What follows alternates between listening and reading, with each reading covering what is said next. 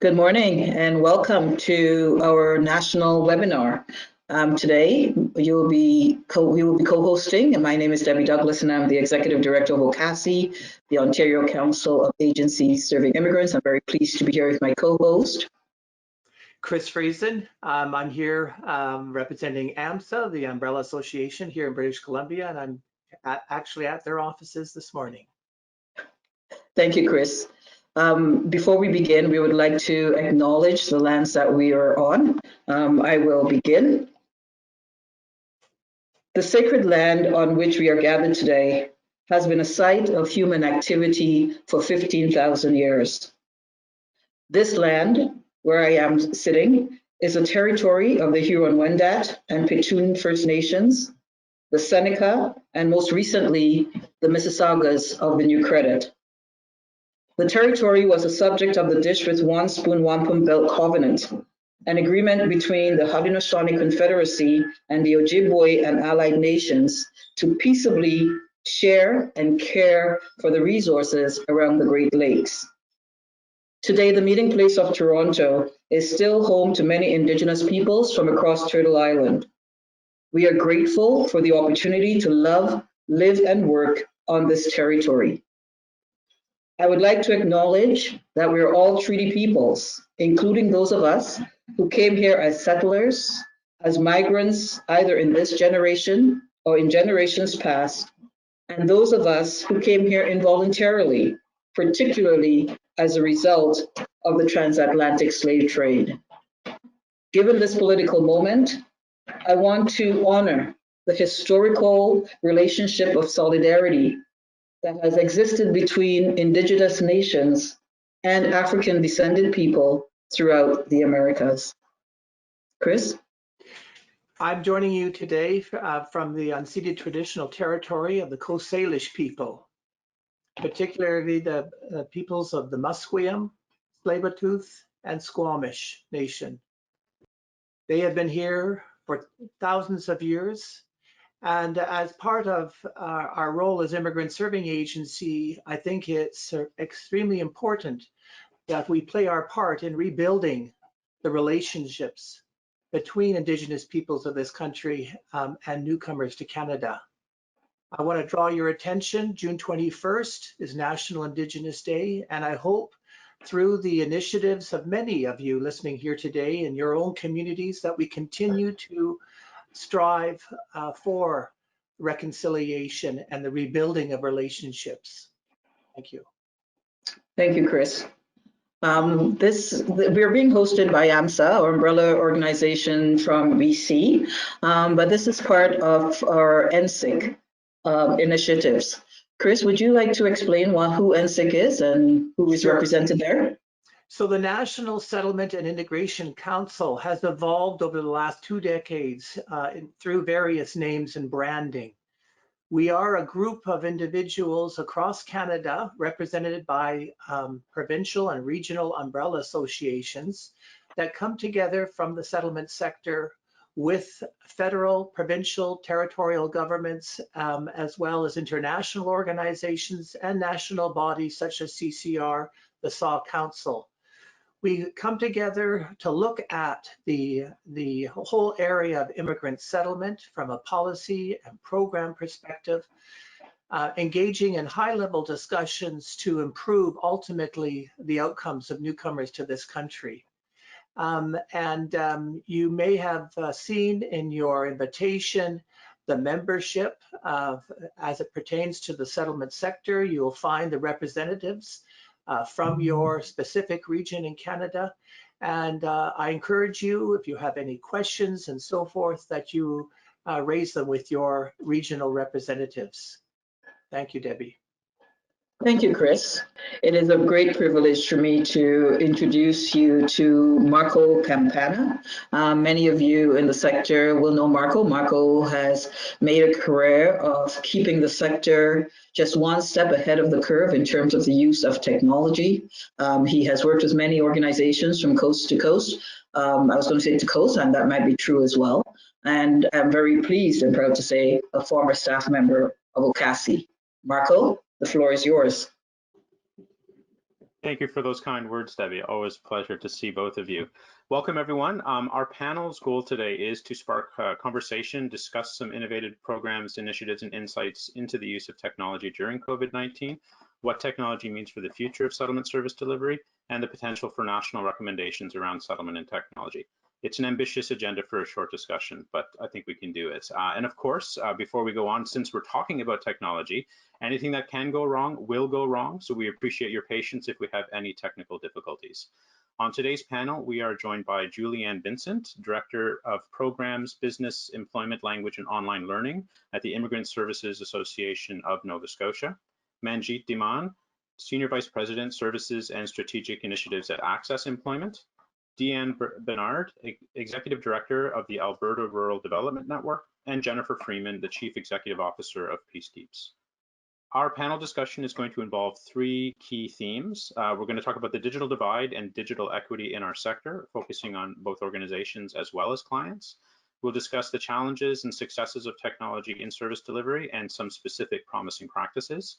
And we'll also have a future-looking discussion. Where do we go from here as a sector? What do we see as the new normal in settlement service delivery? I'll be asking the panel some initial questions to get the conversation going, but please ask and vote up questions in Slido, as Chris mentioned. I'll be monitoring Slido and I'll incorporate your questions into our discussion. Before we dive in, we have a quick poll for you, all 404 of you. Please take a minute to let us know where your organization is at this point in time during COVID. Con, if you can launch the poll. It's a quick short poll to ask you where you feel your organization is around surviving, you're barely getting by, you're focused on the extremely short term, you're striving, your organization and your teams have some space and energy to start thinking about medium term goals, or you're thriving. You've come out on the other side of this, you've hit your stride, your organization are clear about your mission, you're working towards ambitious long-term goals. So we'll give you a minute to just indicate where you are and your organization is right now when it comes to COVID and technology. Okay, let's take a look. So 10% are surviving, 58% of you are striving, and 31% of you are thriving. This is really useful information for us as we have this conversation. As expected, most of you are in the striving. We're still sort of thinking about medium-term goals, but it's really interesting to see how many of you are thriving already. And as expected, and as we've seen in interactions across the sector, definitely some organizations are still struggling with this situation. Thank you very much, everyone, for weighing in with your opinion. So we're going to start with a fairly large theme, the idea of the digital divide and digital equity in the sector within organizations as well with clients. This issue has come up a lot over the years for sure, but especially in the last few months. We've seen this come up in a recent sector survey on COVID and remote work. AMSA has heard this from its members in various meetings. The digital divide has created challenges with service delivery. And so I want to give a couple quick definitions. In our society, participation in civic activity, education, business, employment, and receiving services is increasingly dependent on access to technology and digital literacy. And digital equity is the condition where all individuals and communities have the capacity they need to fully participate in our society. So I'm going to throw this question first to Julianne. What are the realities of the digital divide in our sector, both at the agency and community and client levels, and how can our agencies help address that? And what does digital equity mean for our sector? Okay, thanks, Marco. So I'll just give a little bit of background to help frame my response on the digital divide, because it does impact, I think, ISANS perspective on this and mine personally. So ISANS works across Nova Scotia in a number of areas related to settlement. While we don't provide all client services offered across the province, we have wonderful region-specific and rural-focused agencies doing fantastic work. We do provide pre-arrival registration, settlement, and employment services, and other support for clients who will be arriving in Nova Scotia. And we also coordinate settlement online pre-arrival services in multiple provinces across Canada. And that's in addition to our full range of client services. So settlement, language instruction, employment, community integration, business and entrepreneurship, and employer support. So this answer isn't focused on what iSANS does, but I think it's important for understanding because there are a number of different ways that that factors in. Because we offer many activities across the province, including the vast majority of direct client facing in Halifax, we see the very real impacts of the digital divide.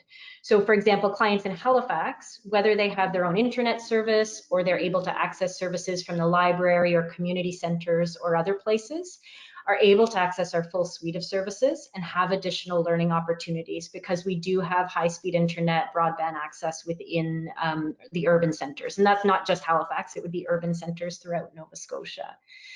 And while the core of our services are based on one-to-one or group interactions, particularly pre-COVID, so those allow for counseling exploration. A lot of them, and those of you in the audience will be very familiar with this, we do have many more sort of supplementary value-added services, and more of those services are provided online by third-party providers or partners.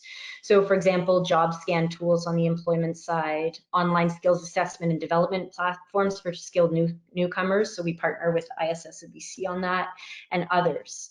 So what happens is clients in rural areas may struggle accessing those services. Even the libraries and the community centers don't have access to broadband internet.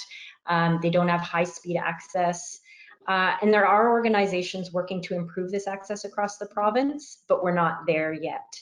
And so we really do see a divide geographically from clients who are trying to access our services. They may be able to call in for a phone call or come to Halifax for a one-on-one or a group session, but then those additional pieces they really struggle with. It can become even more difficult or frustrating for them, not just because they're learning new skills, new cultures, new expectations, but just trying the technology side of it or the speed of what they're able to do there can be very difficult. And the other half of it that I think is important is that geography is only one part of it. So we do have many clients who may not have a cell phone, they may not have a computer, or they don't have the digital literacy to engage with the internet, with various platforms or options that would allow them to reduce isolation or take advantage of those value-added services. So I won't get into our COVID-specific offerings because that's going to happen later in the panel. But basically, if clients don't have access to a cell phone or a plan that lets them use it to their fullest extent, if they're have data caps or a smaller plan, then they can't connect with family. They may not yet have built up a local community of support, and all of those additional services that often a community or their families may help them access, they're also more limited there. Similarly, some clients may only have one computer or one cell phone. And particularly in the time of COVID, if their kids are expected to be on a Zoom call for school or need to complete their homework, their ability to access services or complete objectives for the services they are able to access is limited. Parents will tend to defer to their kids. Oh, my child needs this, they need to use the computer, whatever it may be. So more and more, I think services tend to be built on a general expectation that most individuals in a household have access to some kind of online offerings, sometimes at the same time. But many of our clients don't have that luxury, and that can result in a reduced ability to access critical services. So there's the geographic digital divide, but then there's also the ability to access services and the technology, as well as the skills for doing that. So in terms of digital equity, and then I'll turn over to Manjeet to provide her thoughts on this. For me, digital equity means connecting with clients in the way that they can interact. That means being flexible and meeting them where they are. If we only offer platforms that require a computer and are not optimized for cell phone use, then we're limiting access. So more and more in the IT world, websites and other services are no longer mobile friendly. They're mobile optimized, or they're based on a responsive design. So they're focused on the ways in which consumers are actually using technology and accessing services, and not how designers think that our clients should be using technology, or customers in general. And so I think we in the settlement sector need to recognize this and begin to work with it. We're starting to do that. I'll talk about some services later, but I think it's really important that we recognize it's about, in the same way that from a trauma-informed approach, or all the different ways that the settlement sector is really good at connecting with clients, that we continue to do that with technology as well. And so maybe I'll leave it there, and I'll talk about some ways to do that in the future, or if there's more time in this area. That's great. Thank you very much. A lot to unpack there, but you've offered a lot of insight. I want to actually go to Deanne to further discuss a little bit about the rural side of the digital divide, and to explore that a bit, because I think a lot of us focus on cities and lots of Wi-Fi, lots of points of access and things like that. But there's a real divide happening between the urban and rural, and I think it's important to speak to that as well. Thank you, Marco. And a lot of what Julianne said is definitely applicable to rural. And I want to emphasize the fact that in rural communities, there are rarely settlement agencies. It's usually an individual or maybe a small team that's basically providing assistance to all the clients. So whether it's newcomers or people suffering from homelessness, or people needing jobs or skills or daycare or whatever, it's the same person who's trying to deal with all those people. A great resource, generally speaking, in a rural community is the library. That is one of the places that you can go to access the internet if you can't go directly to the service provider. But in many cases, you're seeing people going directly to the service provider, which has become a challenge. Always in rural, if you can get internet, it's expensive, it's unreliable, it's slow, and it's limited. So you're not buying unlimited access, you're buying 20 gigs of access or whatever. Often the people in rural communities are a little less tech savvy because they have less access to technology. They often have access to older tech. So we have to be really careful if we're using video conferencing platforms. Some are definitely better than others. We've seen that Google tends to be more acceptable in smaller communities. Skype is terrible. It's probably the worst platform to try to connect with people in rural. Zoom isn't bad. So you really do need to look at the different platforms and make sure that they're going to work for the majority of people. Nothing's going to work for everybody. The lack of public access points with COVID-19 is a real issue for people who don't have the access to technology. We are seeing that clients are actually being lost in rural communities because they can't access the services right now. So it's a real issue, but I think we're going to talk more about that soon. And I mean, ultimately, a really simple answer is, the really old-fashioned one, and that is just to use the phone, because most people do have a phone. So if you can do something that's applicable to being able to connect with people on the phone, even if it's actually the phone, that's probably a great way, or some kind of platform that's based on phones, WhatsApp or Facebook Messenger, things like that, or even just texting. That's a great way to be connecting either with the service providers themselves or with those who are needing service. So I think I'll stop there and let Manjeet add. That's great. There's some great reminders in there as well, I think, for folks to hear about. Use the technology that makes sense, both with your clients, so the technology they might be using, but also obviously in the situation. So we're all, and we saw this in the registration. Thank you to everyone who answered some of those questions. Zoom is very popular right now as a tool in the sector, and it's an easy to use tool, so that's fairly understandable. But is it the right tool in the right setting? It's high bandwidth, it's high FaceTime. We've heard of Zoom fatigue and things like that. So I think you've raised some really important points about understanding the implications of the technology that you're going to use with the clients, but also with the location and the realities. And what is it you're trying to do? Is the phone enough, right? Let's not forget about all the technologies we have. We don't think of the phone as technology anymore, but that is something that is incredibly important and can allow for connections. So that's leading to the suite of channels and opportunities, Manjeet. Your agency is a large service agency that has very much embraced technology in your service delivery in an urban area. But I imagine the digital divide is something that's front and center as you're thinking through this as well. So can you give us a bit of an overview of where access is with that? Certainly, thank you so much. And I think what we're seeing so far is that there are themes. So regardless of rural and urban, I think the digital divide and having access to what we now see as almost an essential service. It is an essential service. You know, there are you know, discrepancies in who has access to that. I think that when we look at digital access, I look at it, and I think a lot like Julianne. I think sort of in 3 different areas. I think the one piece that's really important, of course, is internet access, and that's an important start. In addition, the second piece would be access to the devices itself, so the technology, equipment, which can be quite expensive. And then the third bucket that I would look at digital literacy is, again, the skills, and the digital literacy itself. So you could have the internet and the device, but then are you able to use it? Do you have the skills to use it? And I think those are all 3 areas that I think all of us as service providers are tackling.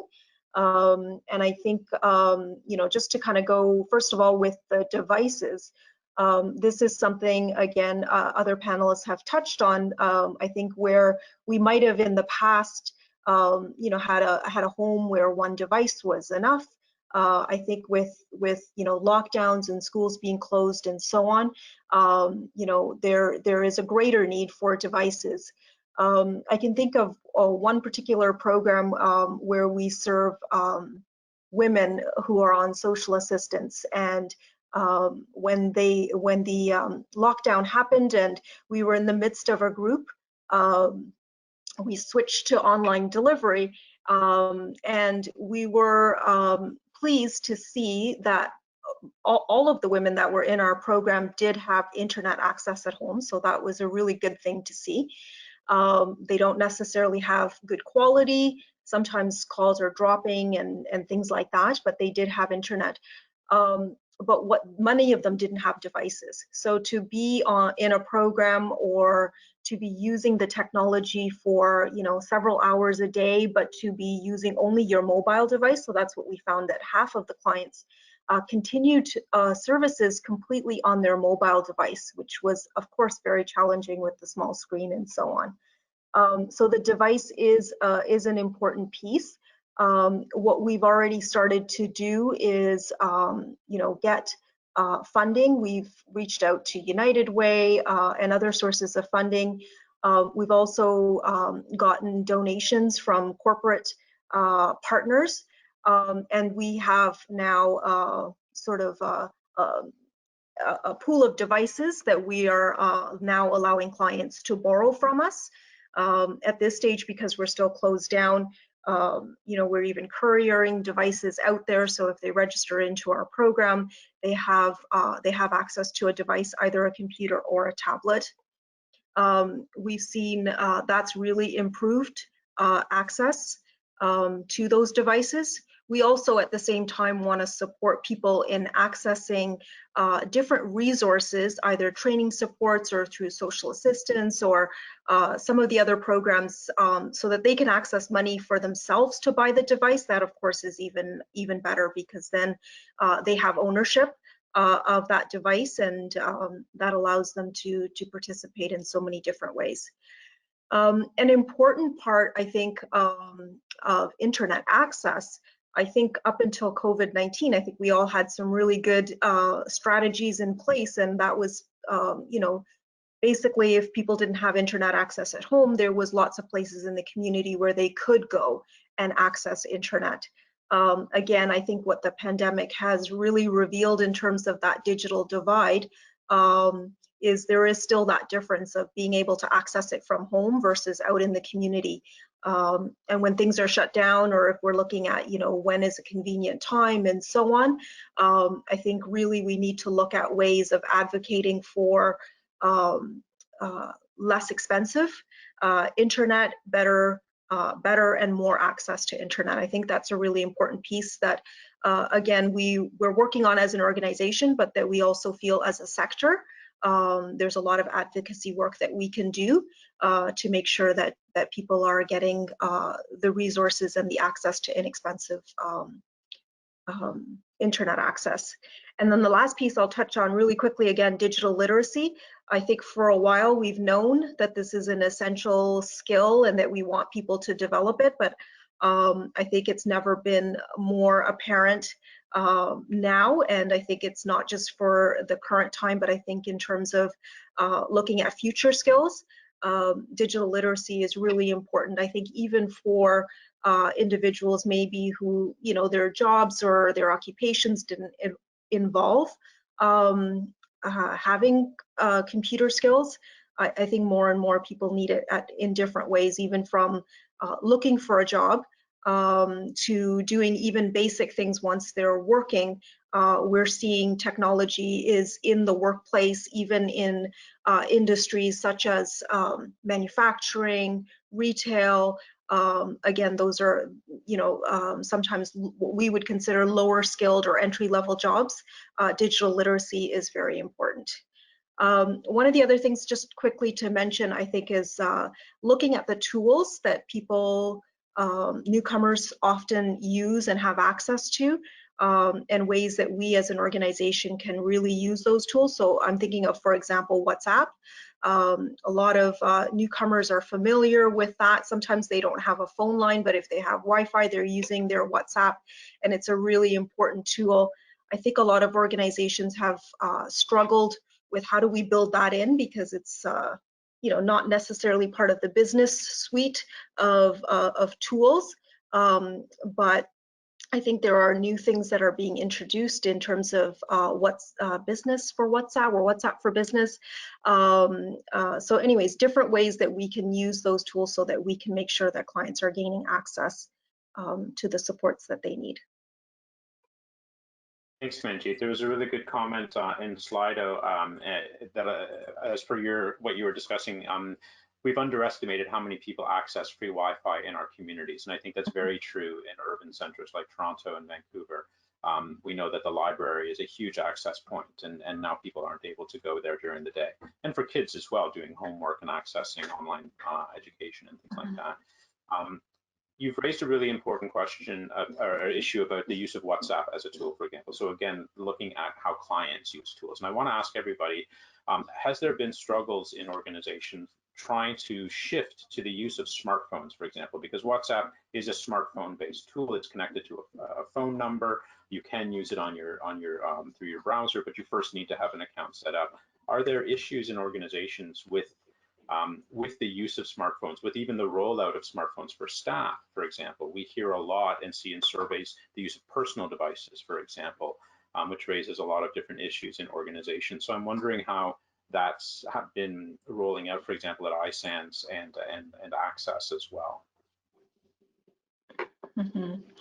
I can just pick up on that because we were just talking about it. But I think, again, early on, even prior to COVID, again, we were, you know, purchasing a cell phone or a mobile phone for a team of staff that they can use, so that it's not their personal device, but that it's a business device that they can use with WhatsApp to communicate. That's been really useful. I think moving forward, like I said, I think Access is not completely there yet, but we are exploring the desktop versions of WhatsApp that we can use, but also I think there's new WhatsApp for Business that's being introduced shortly, so we're definitely exploring that and looking at ways of integrating that into our service delivery. From iSAN's side, we're doing our best to make sure that clients have access to some form of technology and the skills to be able to use that. What we are finding, Marco, in relation to your question, though, is that clients often tend to be more comfortable with smartphones than they are with laptops. So with some, you know, when we are able to either get amendments or funding opportunities for technology to assist with clients, more and more we're actually looking at tablets and other options, like Manjeet focused on the cell phones, but tablets in the same way to be able to provide that, because they often are more comfortable with it. And so, but we are finding, yeah, they're limited in sometimes their ability to either use or even having the technology to access it. But if I can use a quick example, even prior to COVID, with the support of IRCC, we're in the stage of piloting a fantastic new project, which is developing pre-arrival services for refugees and youth.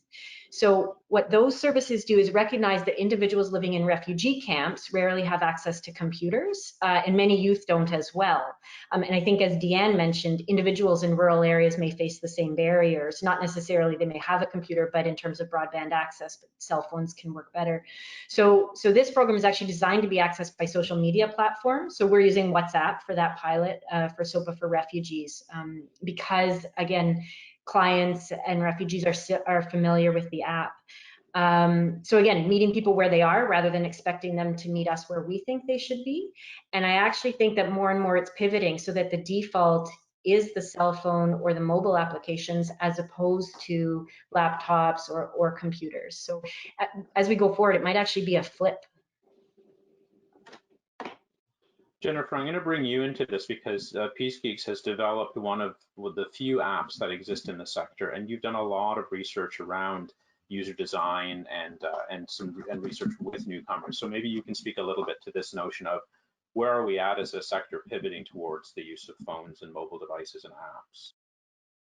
Yeah, thank you, Marco. I mean, echoing everything everyone has said, Peace Geeks is a little bit of an anomaly in this panel in that we're a tech nonprofit. And we work internationally supporting humanitarians and peace builders, but our work domestically in Canada is really focused on supporting settlement, in particular settlement organizations and newcomers to Canada from a tech lens. And our flagship program in this area started in 2017 with an award from Google Canada to develop a web-based app. And the way that Peace Geeks started that was to do a hackathon with tech folks and settlement organizations and others to kind of say, you know, what is needed in the sector. And a lot of the things that my fellow panelists have mentioned were coming up. That where newcomers are is that they often have cell phones.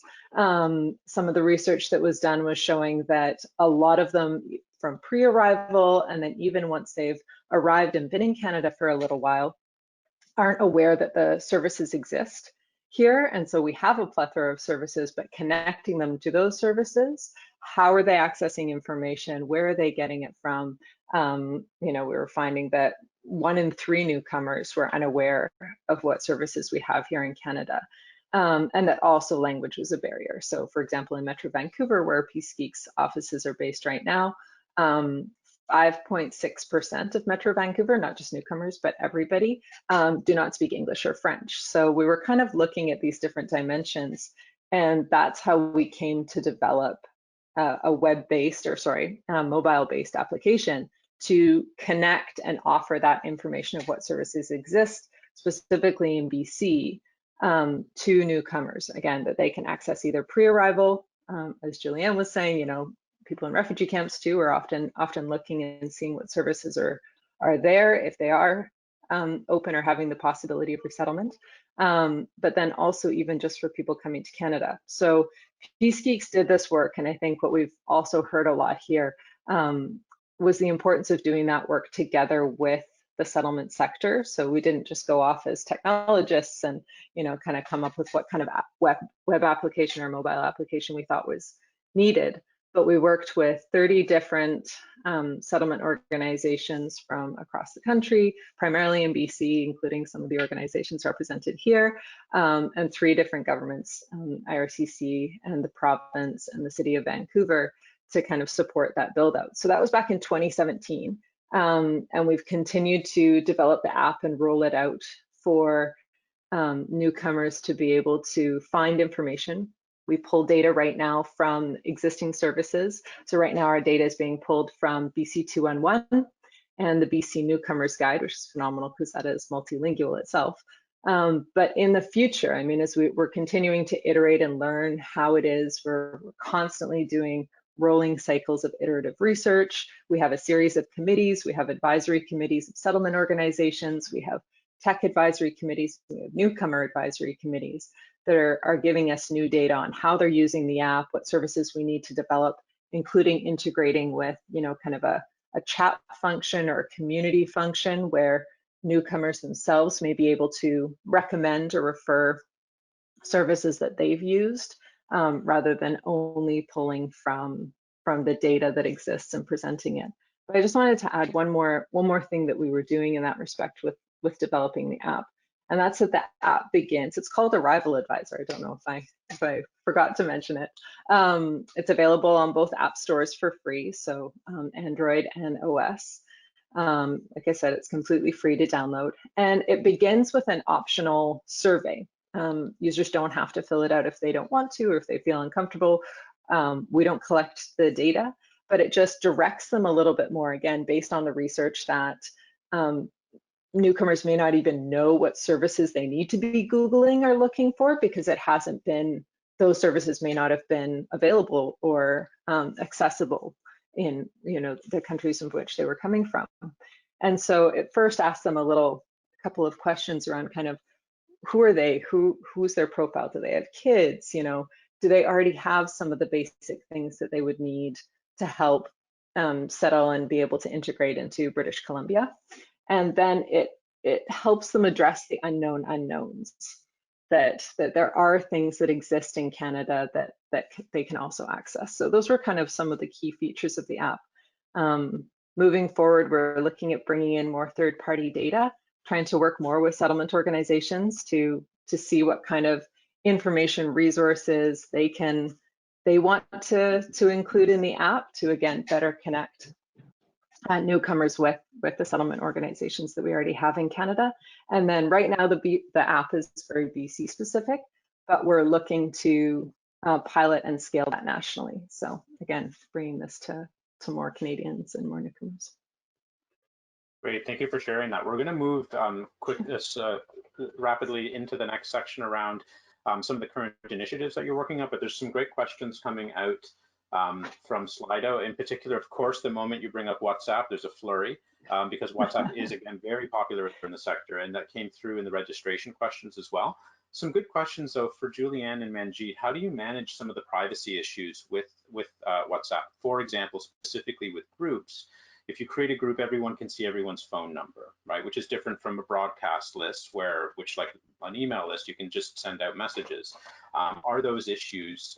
How is privacy being considered, not just with WhatsApp, but when it comes in general to the use of these tools? So we've seen, for example, a massive shift from Zoom over the last 3 months, where they, privacy and security experts came down very hard on them in March, saying this is not secure, you've lied about end-to-end encryption.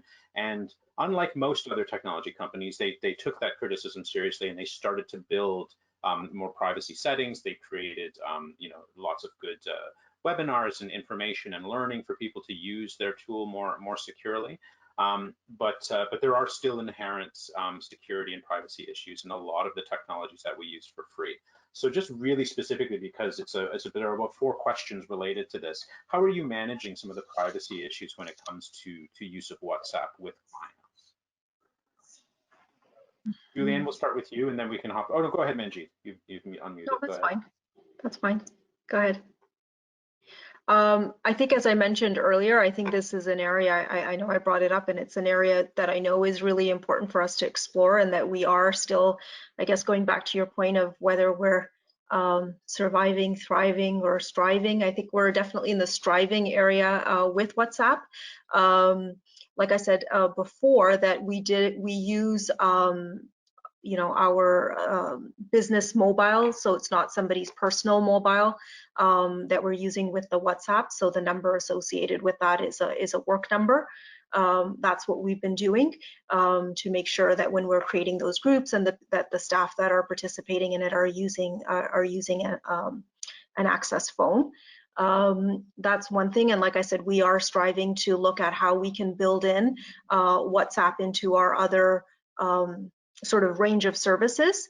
I think, I can just comment on, other tools. I think one of the things, like even with our phone system that we use at our organization, we had transitioned actually about two years ago to an internet-based phone system. And one of the things that we always had thought about historically was if people are working from home using their home phone numbers or even their mobile devices, they didn't want to have their numbers being used. But having the internet-based phone that we are using, and the fact that we were able to quickly transition to all staff working from home. Now our same phone system is accessible on our computers. We have the same phone numbers, the same extensions. Calls can be answered and transferred to staff. So even working from home, they're using their computers and their internet instead of their landlines or their mobile devices. And that definitely really helps around security. Again, security not only in terms of cyber security, but also in terms of the anonymity of staff working from home. So I do think those are really important pieces that we need to consider. Julianne, do you want to dive in? Sure, and I agree with Manjeet, and we made that move a while ago as well. So we have soft phones so that, through Skype, we can make a call that's coming from our office line on the staff side. And we do have staff who do require cell phones for their work, and we use encrypted cell phones. As part of the COVID situation, where some staff don't have ISAN cell phones and are using their personal ones for particular cases, if for whatever reason they're not able to use their soft phone, we have had sessions with IT on how to block their numbers so that they're not providing their personal numbers. In terms of the questions on WhatsApp and working with clients on that side of things, we're very careful that no personal data is going across on those programs when we're working with clients. So the phone number one, where we're in programs where we're using WhatsApp, so SOPA for refugees or SOPA for youth, clients do have to give permission for their phone number to be exchanged so that they can receive those services. Those services are provided one-on-one with their particular instructor or facilitator for a particular session. So that in those cases, it's one-on-one, it's not group services. And again, no personal data, even if we are using group services, clients give their permission to be added to the group. So we have active permission for them to be added to the group. And then no personal data goes from ISANS to the client. And if clients happen to send us back personal data, we do send reminders that you shouldn't be sending personal data via this, send it in other formats. So we do our best to make sure that that happens. Again, in the programs where we're designing them for social media base, it tends to be the delivery of sessions, documents, lessons, videos, those kinds of things, which don't have those data security issues. The other thing I'd like to mention is we do use the right tool for the service. So for example, if we do have clients who are concerned about being in a WhatsApp group, then we do have activities or programs where we're using Messenger, because clients can create, for example, not their regular Facebook account and have access to Messenger, and then we can have those group sessions by there. So again, but those are sessions where we wouldn't have any personal data. Those we would tend to do with over phone or in another more secure manner. I think the important thing that you're both speaking to is the being informed, right? So that clients as well as staff understand the implications of using these tools. And so there's a couple of good questions. Actually, someone recommended if you're using a personal device that there are apps that you can use on your smartphone that are designed to set up a second phone number, so a business phone number, for example. One that's recommended here is called iPlum, so I-P-L-U-M. I personally recommend TextNow, although this does not come from AMSA. No one's recommending a particular app, but what these apps allow you to do, as the person's describing in Slido, is actually set up a second number and use that as your business number. So there's no interaction between your personal phone and a different work number, for example. So for protecting staff, for example. And certainly clients could do something like that as well if they wanted to participate in a group but use a separate phone number so that it wouldn't be revealed. But it also speaks to those policies in terms of group guidelines, for example. If you've got clients joining groups where personal information might be shared, being very clear and having them very overtly agree to the standards of what will and won't be shared, for example. So some good conversations happening in Slido as well. And those are, I think the issue of privacy, security, and confidentiality on both the client and staff side are always issues that come up when we're using technology. And we know that people are struggling with this during COVID as well, especially as they shift to the technologies that clients are using that agencies may not have formally embraced quite yet. There was a question about renting of devices, and Deanne wanted to take that, and then I'll bring it back to you, Manjeet. And also Julianne, because you mentioned there are programs where organizations are helping clients to actually access technology. And I think that's something that's of interest to folks on the line. So Deanne, do you want to speak a little bit about device rental? Yeah, thanks, Marco. So we have done that in rural communities where we've worked with specific organizations to acquire devices, and then they've worked out a monthly rental agreement with the people who needed it based on their income. So, you know, more money, they could afford more rental, and that has worked out really well. The other unintended consequence, I guess, of COVID-19 with the schools shutting down, schools have been lending out their Chromebooks to people who've had lack of access to technology, which has actually turned out to be a great opportunity for people who can't access technology. So it's helping to reconnect some people as long as they have the internet access with the people that they need to connect with. On a slightly different note, offering some of that tech training, especially if you can do it in other languages in real simple terms, is also a good strategy that we found.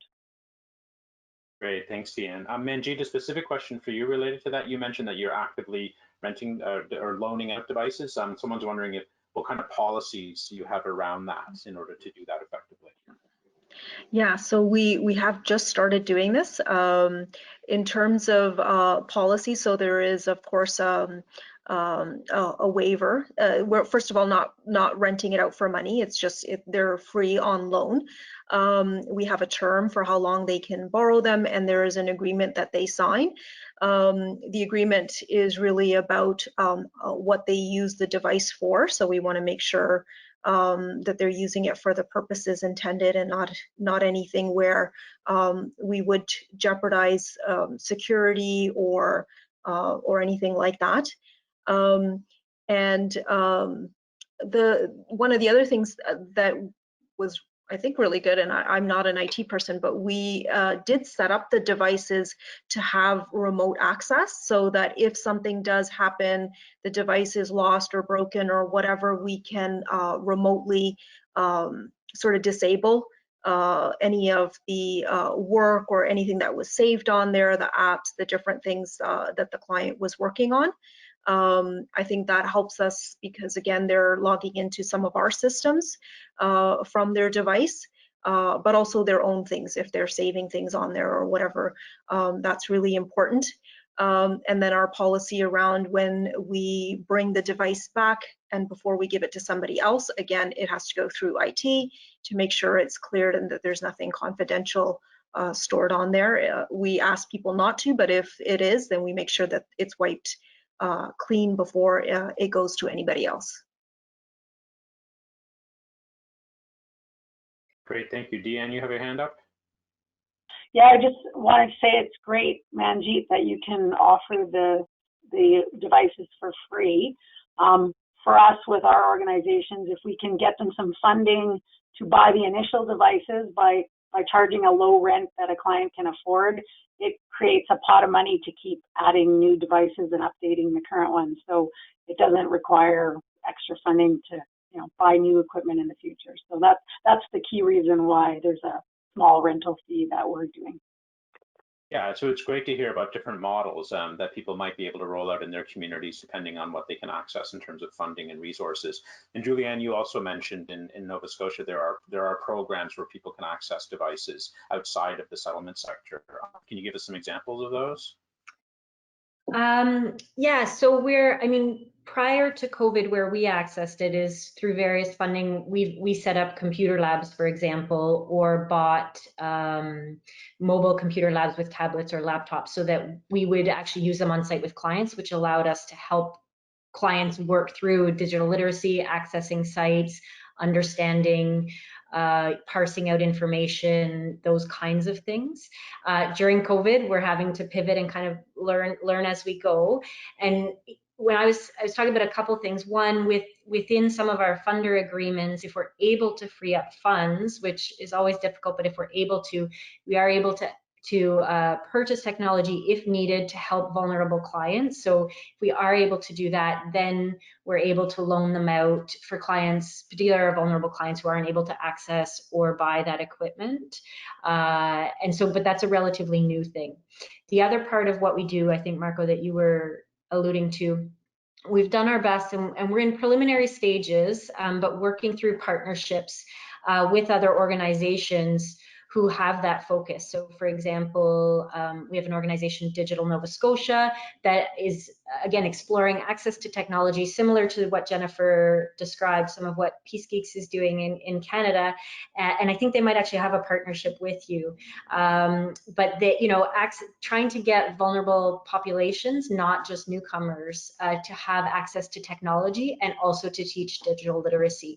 So we figure, you know, there are organizations that specialize in this. We can offer some basic introductory things and some basic technology options, but we also look at partnering with the experts and with others who can add that value. So they have some programs that, you know, we're working through some of those initial partnership models.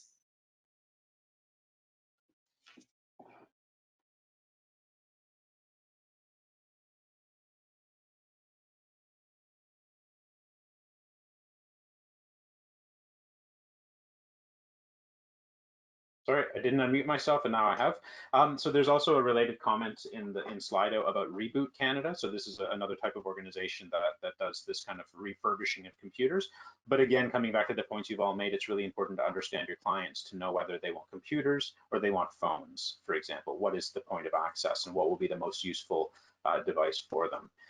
So a couple of questions for you, Jennifer, that are coming through because people are always curious, of course, at the mention of new technologies. So one is just about, and this is a really important question. If you build it, will they come, right? So do you know how newcomers are finding your app? Are settlement agencies also using the app? And does it work to support Francophone service providers? So a bunch of questions, I can always come back to them, but the first one is, how are newcomers finding out about and using the app? I think is a really good and important starting point. Thank you. Can I make sure I unmute myself too?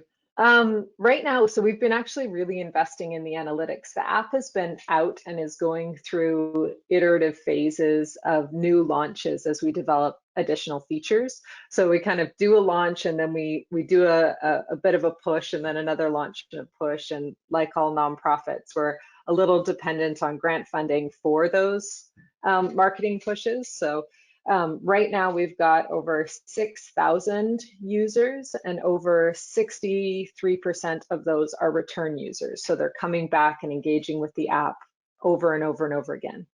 The majority of the clients that we know of are newcomers themselves, but some are also service providers.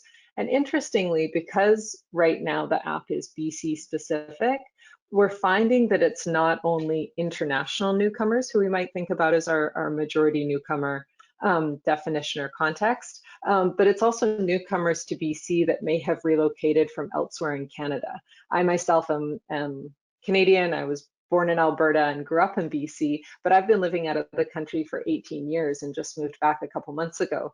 And so I'm actually also, I've been using Arrival Advisor to kind of find services and remember just kind of what sort of government processes and services I need to have set up. So we're not able, because we're not collecting demographic information right now on the app due to, you know, us wanting to be really careful and considerate about people's personal data.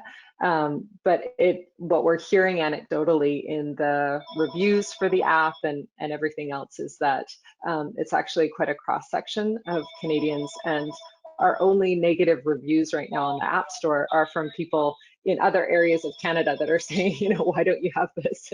And Spanish is one language that we don't have yet, right? Currently, we have 7 different languages on the app from the BC Newcomers Guide, and we're constantly working on translations.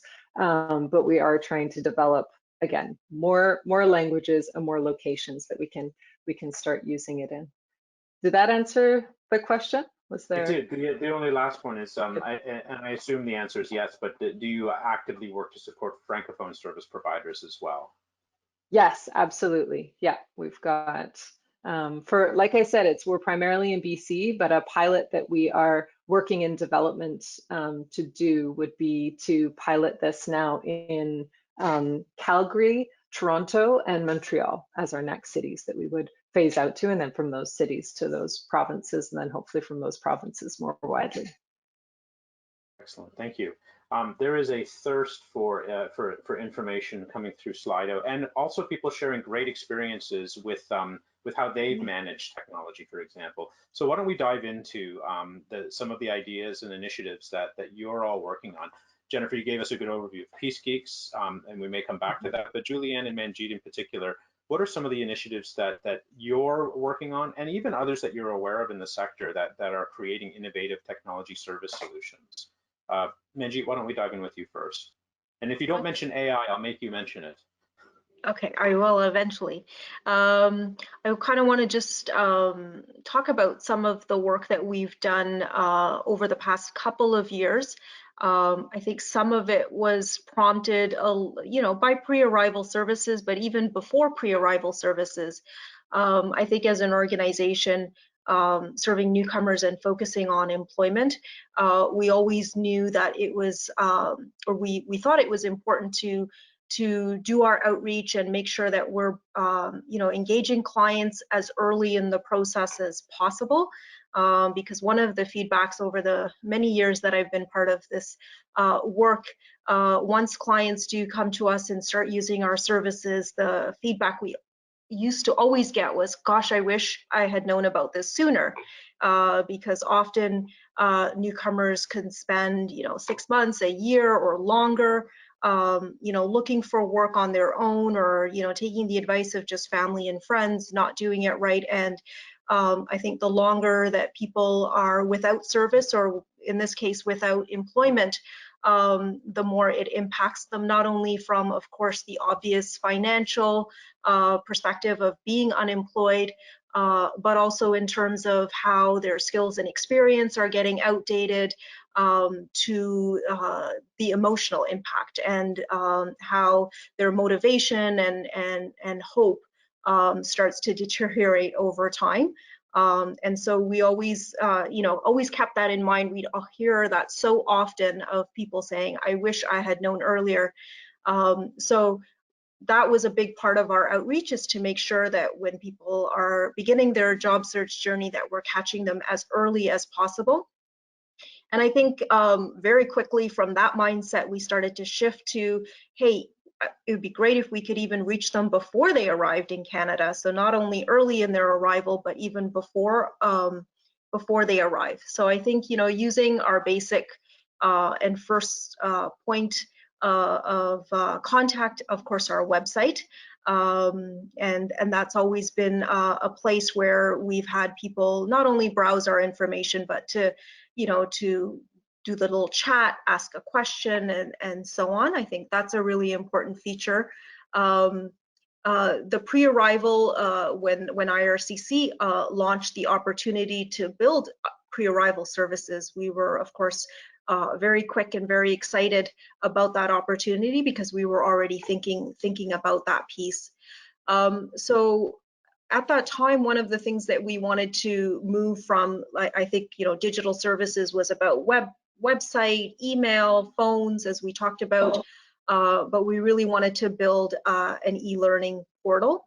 And I think this also goes back to some of your points around security and so on, so that you're really interacting and sharing within a portal where you have all of the securities and systems in place.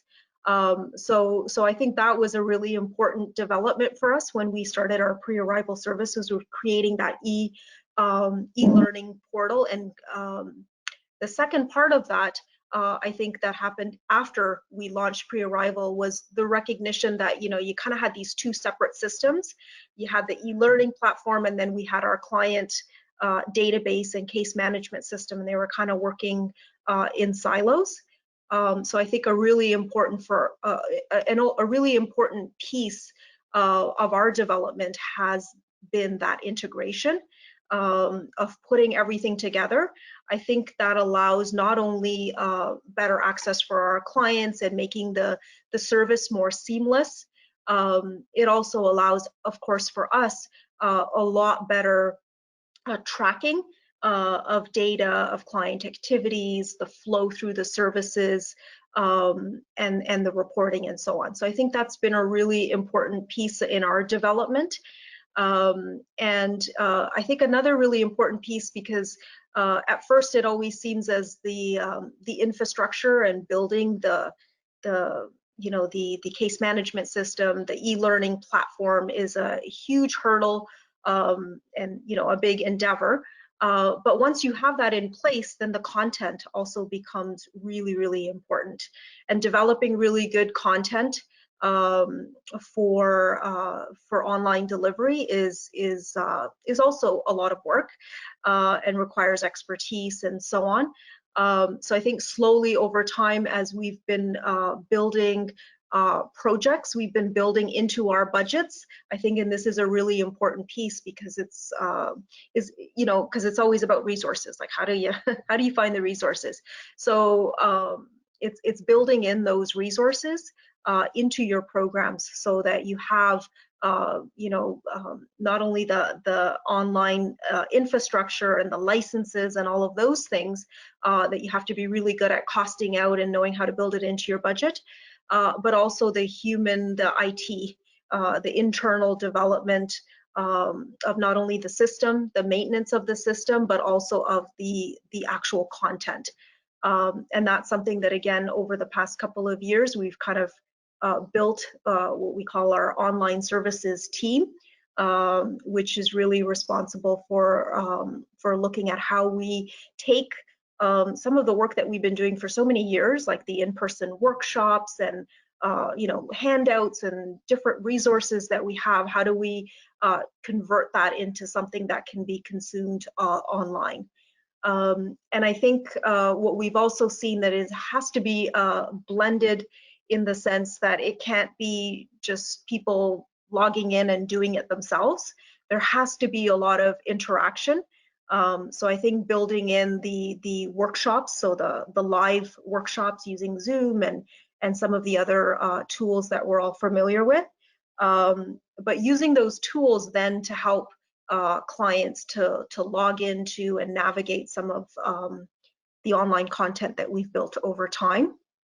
One of our learnings, of course, is also that once you start building this online content, the quality is very important. I think we're finding even more important, than maybe a handout or something that we've used maybe in person. Now it's being posted, it's being consumed again more broadly. So we want to make sure that information that we're sharing is of good quality, it's accurate, it's up to date, and so on. So I think those are all really important pieces. We've really, as an organization, tried to build some good corporate partnerships and collaborations that have really allowed us to, provide us with some cash resources and grants, as well as pro bono work in developing some of the tools and things that we have. And to your point, Marco, I think the most recent grant that we've received from Accenture, which is one of the organizations that we've worked closely with, is to help us build AI into our systems. And so this starts with our website, and we've created a lot of resources right on our website that clients can sort of, or anybody can go in. We call it e-access. It's right on our website, but it's just basically a compilation of, again, written resources, videos, different clips and interactive pieces that they can navigate through based on different themes, whether it's about writing your resume or being in an interview, financial literacy, whatever those pieces are. But it really involved the client having to kind of scroll through and find stuff, whether it's about our services or about the actual content. And so building AI, so first of all, into our website, we are kind of like on the cusp of launching our bot. Her name is Vera. She's a virtual employment resource attendant, and she will appear on our website. And so really it's about creating a more interactive and dynamic experience for clients, so that they're not kind of just having to find things on their own, but that they're being guided a little bit, ask questions, what they're looking for, and then being guided through our website on what kinds of resources or which programs they might be interested in, what are some of the resources that they can access, and so on. And then we're also looking at integrating our bot into our e-learning platform for the same reasons. What we were finding with our e-learning platform is it's kind of like a library of all these different modules. We've tried to make them, as organized and everything as possible, easy to access, but we really want to have a more interactive and positive experience for our clients. So we're building in that AI piece. It's very exciting, and we should be launching that soon. That's great. There's a few things I want to unpack there, because I think you've given some really good some lessons for agencies as well. One is to really build the tech into the budget, and not just the tech, but also the professional development and the capacity building. So coming back to digital equity and the digital divide, building digital literacy for staff is really important as well, is what you're saying, and not just digital literacy, but content literacy. And making sure your information stays up to date and is constantly being up to date. Those corporate partnerships, you didn't use the words, but we like in the sector, right? The unrestricted cash option, right? So you can spend it as you see fit, and having those kinds of pro bono and funding relationships from corporations obviously makes a huge difference. And then also just the constant need to iterate and evolve your services as technology itself evolves, and being very client-centered. How can I make this a better user experience? How can I introduce less friction for my clients, right, as the corporate world likes to talk about? So those are really important sort of high-level lessons. There's a good question related to some of that around capacity. You're a large organization, you have IT infrastructure, and you've made obviously a very specific mission commitment to incorporating technology. So in Slido, we have someone who's asking, as a rural settlement agency, we need to access a settlement tech resource we could connect with to help guide us through our transition to be more technically competent in our service delivery. Are there any out there? So this is for anyone who wants to grab this, but this is a common question I hear a lot in the sector. This is all great, but I'm overwhelmed. Where do I even know how to start? I'm small, we've got 5 people on staff, we don't have an IT department. What are some recommendations folks might want to make around just where do you start to think through this process? Deanne, do you want to dive in? Or go ahead, Manjeet, you start. Well, I think just to your last point, when you talked about no IT department, I think that's always a good start, is to have someone internal that understands the technology. I think more and more what we're seeing is, technology was sort of an administrative, like an add-on piece. Now I think it's so central in the operations of businesses. I think that was, again, happening before COVID, and I think we're seeing that even more so. So I think as a core part of your business and your infrastructure, you need to have that knowledge of IT and technology. There's lots of great resources out there. I know it's about researching and tapping into it, but then even when you find it, is it good? Is it like, how will it work? Myself, I'm on this panel, but I'm not a technical person.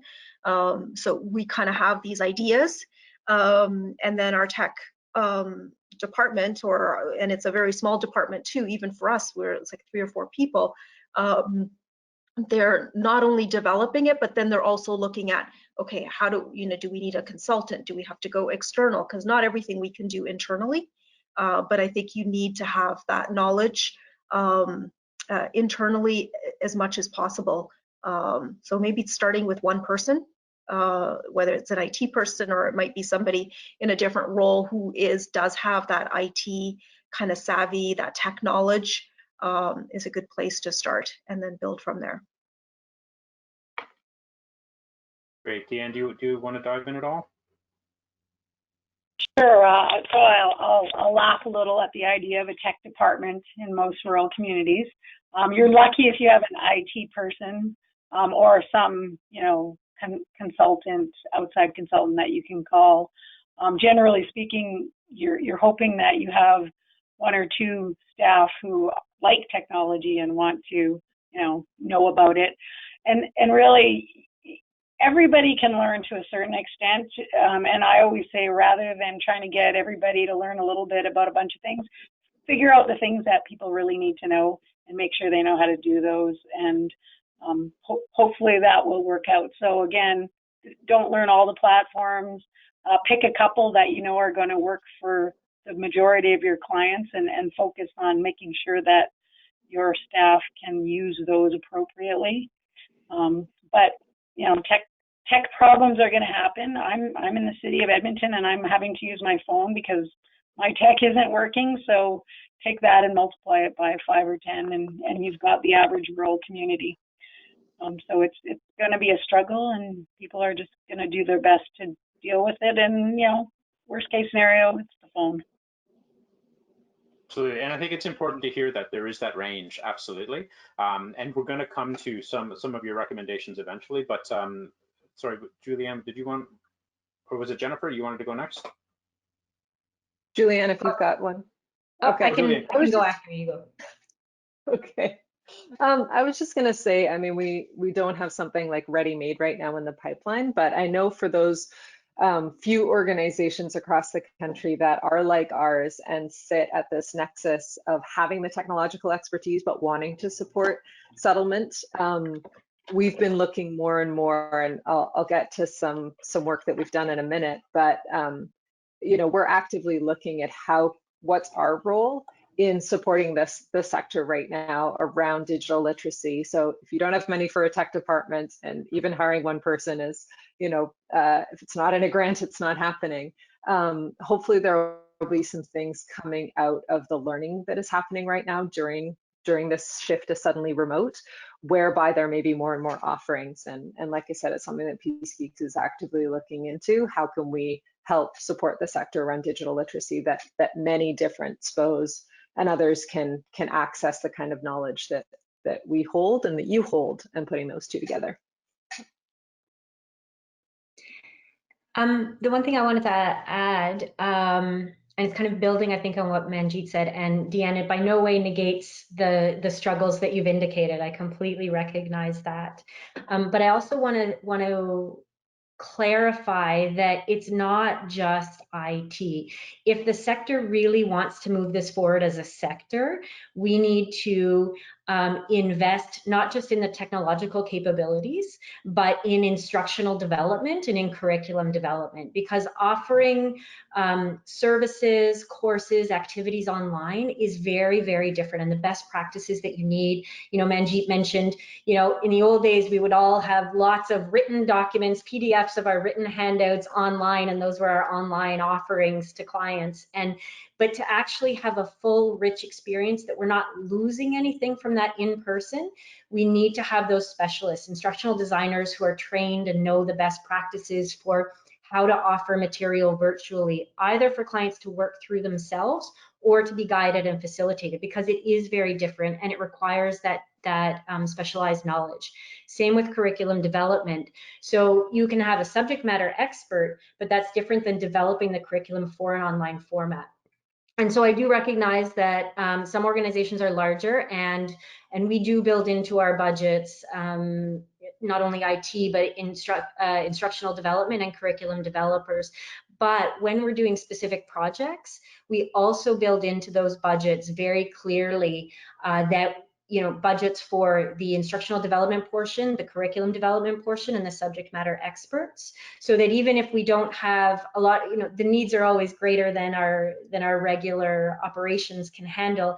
And so when we have those projects, we make sure to put that in, because we also want funders to recognize the importance of those pieces. Because if we're just, taking what would be a written presentation or handouts and putting them in a PowerPoint format, we're not going to have the engagement and the richness and the takeaways and outcomes that we're really looking for to support our clients in their journey into settlement and integration, employment and beyond. And so really, I think it's really important that we recognize, you know, as my fellow panelists have said, those specialized skill sets, can't always just have them on hand or on staff, but making sure that to the extent possible, we're building those into specific proposals or projects and recognizing that. You know, another one that we're finding, I think you mentioned this, Marco, or summarized it from Manjit's overview. You know, when we pivoted during COVID, we have a fair bit of online experience at iSANS. And so we were able to pivot and apply those learnings to our other offerings, but it didn't come without challenges. And so we have many staff who are uncomfortable with technology, and it's been a huge learning curve. So we've provided tips and guidance and support throughout this period, you know, and who here on this call hasn't been involved on a Zoom or a GoToMeeting call with technical issues? We've all been there. And you know, last night in our prep session, I got cut out 3 times. Please don't let this happen during the actual panel. So we need to be aware of that, and also the staff training and professional development. So whether that's, you know, researching and reading up on it, or supporting them over, sometimes it's just fear of failure, and helping support them through that process is really important.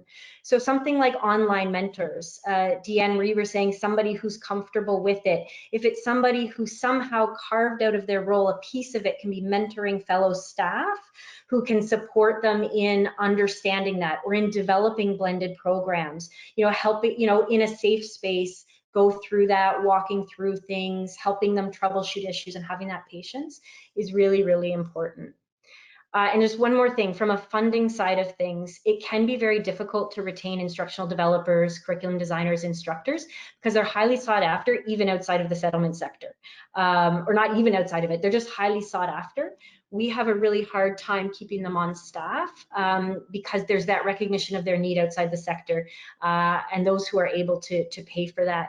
So I do, and I'm probably getting into the third theme, but as we move forward, I do think us as a sector need to recognize the importance of valuing that and investing in it. And the more we can do that as a sector, so that individual organizations aren't reinventing the wheel all the time, push it forward as a sector so that those individual organizations can then access it as needed, is going to be really critical for us to not move backwards on some of the gains, painful gains in a lot of cases, but some of the gains that we've made in the acceleration, particularly over the past few months.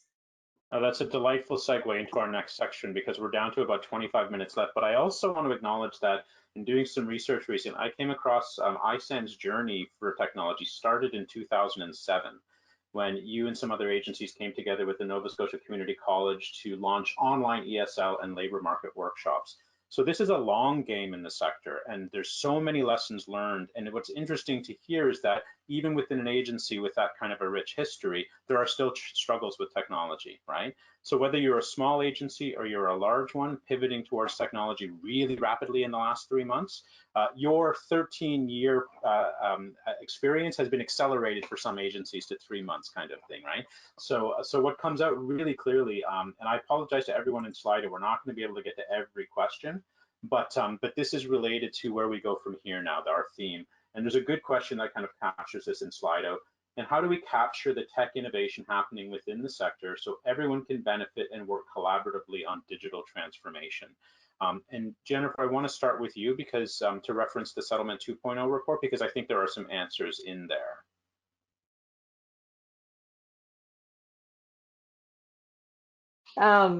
Yeah, I mean, it's really phenomenal to be on this panel and hear all these things coming out, both from the panelists and from Slido. So ironic timing, last year, Peace Geeks launched the Settlement 2.0 project. And the purpose was to look at exploring a vision and action plan for how technology and innovation can best facilitate settlement outcomes for supporting newcomers. So as we've seen, we were thinking about this as kind of a long-term agenda. Obviously, it's been needed and in the works, as we've just heard, for many people for a number of years, if not, close to a decade. But for others, we just got an unwanted, unintentional laboratory where in the process of 3 months, we've all had to go suddenly remote, and technology and innovation have been forced upon the sector in a faster way than we could have ever imagined. So our Settlement 2.0 report is out right now. I know that AMSA was sharing it out with you, and it's on our website, and I'm happy to share any of the reports, but I'll go over just really quickly again why we did it, how we did it, and what the recommendations are, because again, it speaks to so much of what's coming out right now, and also how can we take this not as just individual agencies, but how can we take this as a sector and really move ourselves forward? Because if anything, the pandemic has shown us front and center just the incredible challenges and hardships that newcomers themselves and the settlement community has had to go through switching to remote, but it's also presented, I think, an opportunity. I mean, we're a very, very resilient sector, and I think that has really come out even just in the survey that was done at the beginning, the number of organizations that have been able to move in 3 months from, you know, barely surviving into, you know, kind of, okay, we're okay now, and then maybe even towards thriving, I think speaks to that. So just really quick, the 3 things. So why? Exactly as we've heard, because the sector has been calling for structural changes to facilitate the kind of innovative practices that already exist in the sector in different ways, but to bring those in with technology and collaboration, both within the sector and outside the sector. And again, as I said, that's been happening for years, and we really wanted to take stock of that and crystallize it and move it forward as a set of recommendations. So we wanted to work with the sector to understand what preconditions would be necessary for effective change, and how the sector can, in order for the sector to be able to embrace technology and innovation in service delivery and strategic principles. So secondly, how? We conducted it was primarily a research project, so we conducted it in 2 phases. First of all, phase 1, Peace Geeks did a situational analysis with the settlement sector across the country, across Canada, which explored kind of the effectiveness of current service delivery models, so the very high touch in-person ones that obviously make up the sector, and some of the challenges to open and collaborative innovation in our sector. You know, funding competition, the rural-urban divide, many things that I think a lot of the people on this call and on the panel are really intimately aware of. We did a very comprehensive literature review, and we did 36 qualitative interviews with settlement sector stakeholders at varying levels of leadership, from agencies large and small, from urban and rural areas across the country. 36, of course, isn't everybody, but we tried to get a good cross-section.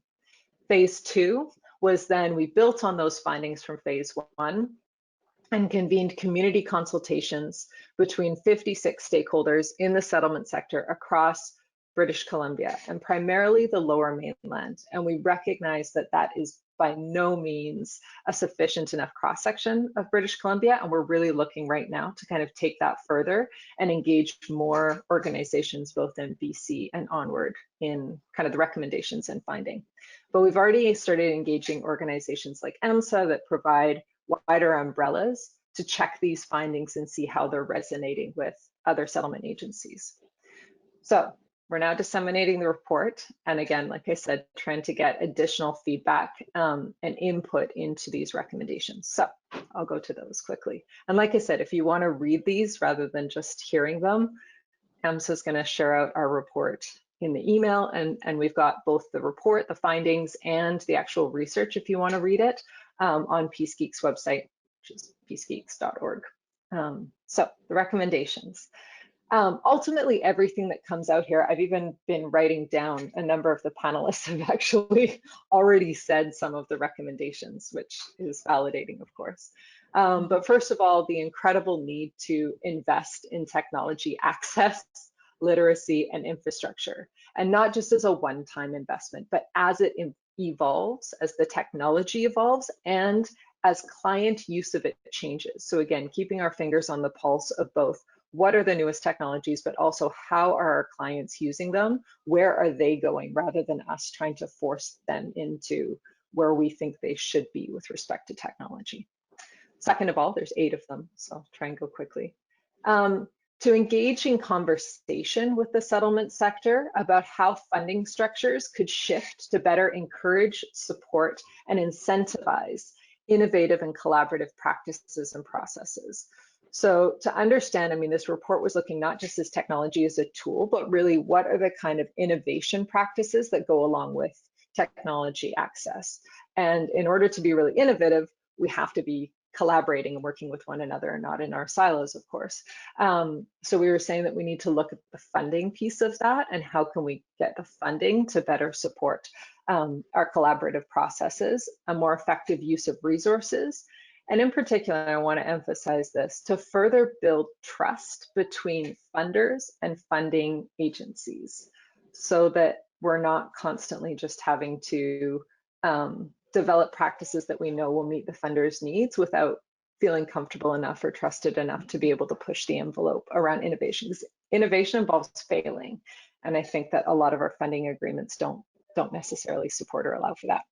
Number 3, a sector-wide capacity building approach is needed to build on existing professional development efforts, which is also then open to exploring innovation approaches from other service providing sectors. So not just within settlement, but really engaging other sectors in their innovation approaches.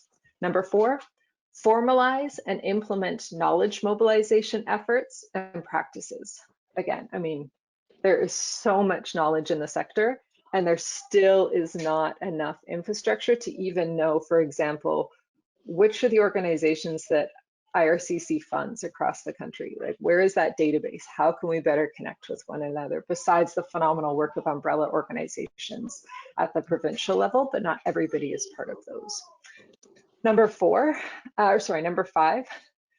continually ground settlement work in communities to support newcomers in bridging their settlement journey from the early stages of settlement to when they first feel ready to meaningfully call Canada their home. So all of these recommendations that touch on technology are deeply grounded within the principles of the settlement sector and how we do settlement work.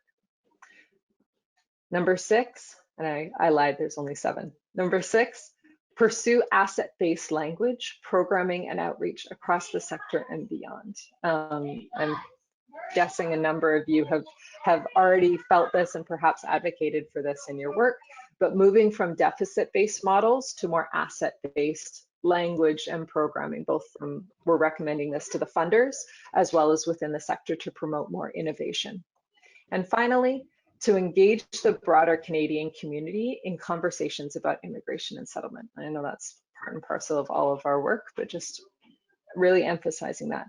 IRCC is the major funder of our sector, is really interested in these outcomes and looking at COVID and kind of the lessons that we're learning COVID to look at new funding models that might be able to support these. So I'm really interested to hear what the panelists and the audience members think of those, to sharing it and to continuing these conversations farther, especially under our COVID learnings. Thanks.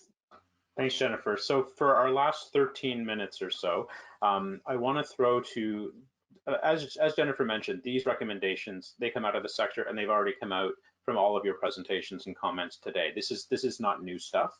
So how do we move forward as a sector? We're looking at a new normal in many ways in settlement service delivery. There have been many positives coming out of a suddenly remote pivot to technology as service delivery that's really shown that it's possible for all of these agencies to use technology in service delivery. So then the question becomes, what's the right mix? What's that blended approach? Manjit, you alluded to that. What's that blended approach with service delivery where, no wrong door, if you will, where a client can come to us in person, they can access online. And let's be clear, that exists right now, right? The moment a client comes in face-to-face, they're in person. The moment they pick up the phone and call you, they're a virtual client. If they're emailing you, virtual client. If they're WhatsApp or texting you, they're a virtual client. This model already exists in the sector. But what do we need for it to be the new normal in settlement service delivery from the perspective of both resources for agencies, a relationship with the main funder, and being client-centric? Big question, but that's sort of where we want to end up on. What are your recommendations for how the sector should move forward over the next 6 months, year, and beyond? And I'll let you decide who wants to go first to not put anyone on the spot. So whoever feels comfortable, unmute and dive in. I can go first. So I think, yeah, definitely, I think moving forward to really continue on this kind of integrated approach of online and in-person services. I think what we were already on the path and what we were sort of seeing is that we can use technology to support with more the simple and repetitive tasks that a lot of counselors and workers are doing. We can go from just sharing information, which can be done through technology, to then actually having our staff to do what I would describe as kind of the more value added elements of their work, which is really working with clients one-on-one and providing, or in groups, but to really provide that human side of where we're taking information and we're now tailoring it to the individual. And that we're not only just giving them information, but we're like helping them to understand that information. We're answering questions, and we're helping them to then apply that knowledge. So again, in the context of Access Services, which focuses a lot on employment, it's actually now really doing the job search and walking them through it, as opposed to just giving them information on how to do it. Because that can be done through workshops and modules and so on. And then I talked about earlier, even we were finding before lots of phone calls, people are asking the same question, how do I do this? The simple information that we can now start to use the technology. I used AI as an example, so really alleviating some of the questions that we get like over and over and over again, where we could have kind of standard responses and that interactive piece. I think at first when we were introducing some of these tools, there was, and again, this is pre-COVID, there's always kind of this first kind of reaction to, is technology going to replace, staff and the work that they do? And certainly we've seen no, absolutely not. Like I said, I think it enhances the work that they do, so that it is more of they have more time for that value added piece. I think that over the past couple of years, we've been kind of moving slowly on this blended model, this integrated approach, and it's been a really slow and gradual process because we've talked a lot about clients, but even staff, I think for them to learn and to adjust how they do their work to incorporate the technology was challenging. And I think in some ways, again, the COVID situation has really allowed us to kind of fast forward through some of those processes. And what we've seen is our staff have really adjusted. I think there were, of course, the first bumps in in April, the first few weeks as we were adapting and people were trying to get their technology in place and learn the different tools and stuff, but it had to be done quickly, and they've done it. They've adjusted, and they're really seeing the value once they start using it. So I think that's been a really good experience. We now see the possibility of, even in the future, perhaps frontline staff working from home, which didn't seem like a possibility a while ago. So it's not only, again, a great opportunity for our clients, it's a great opportunity for our sector to create employment that is more flexible, allows more work-life integration and so on. So I think that's a really positive thing for us as an organization. I think that what we're seeing from the client perspective is there is a mix. So I think, of course, the clients that we're serving right now are the ones that are ready to go for the most part. We're helping people through barriers, but I think there's probably, the clients who have the least digital literacy, or the ones that have the least resources are not able to tap into our online services. And so we definitely recognize the in-person piece as a really important element that we will, always try to build that back in, and that we will hopefully, soon be opening up our offices so that we can create that, go back to that kind of blended model. So online, I think in some ways it improves access for some people because they don't have to travel, they don't have to worry about childcare. It allows them to participate in services from their homes. I think that makes, in some ways, our services more accessible for some people. Again, for other people who don't have access to the proper resources, we need to make sure that we're still there for them in person to offer those services. And I think moving forward, again, always an important element of our services was building in that digital literacy, not only for staff, but definitely for clients. And I think we're going to be really building that into our services. So even if people are coming in person, like really building that into our services. You know, we have computer labs, we have computers in the office.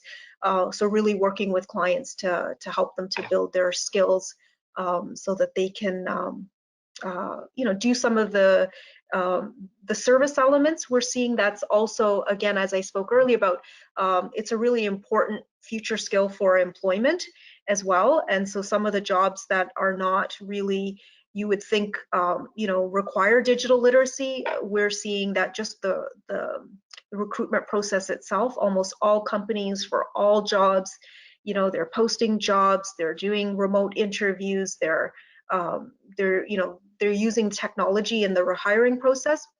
We're also hearing that once people do get hired, even things like timesheets, performance reviews, and things like that. So even if their job is not, you know, focused on technology, but some of those administrative parts of their job do involve technology. So it's so important for everyone to be familiar with how to, you know, log into something as simple as that, how to log in, how to create a password, how to you know, do those things. That's really an important part of future skills, I think, related to employment. But again, one of the other important things is the social element of technology and how it's so important to reduce isolation, to make sure people are connected, not only personally with friends and family, but also on a professional level with services, different services that they need to be able to learn and access those services digitally is going to be a really important piece moving into the future.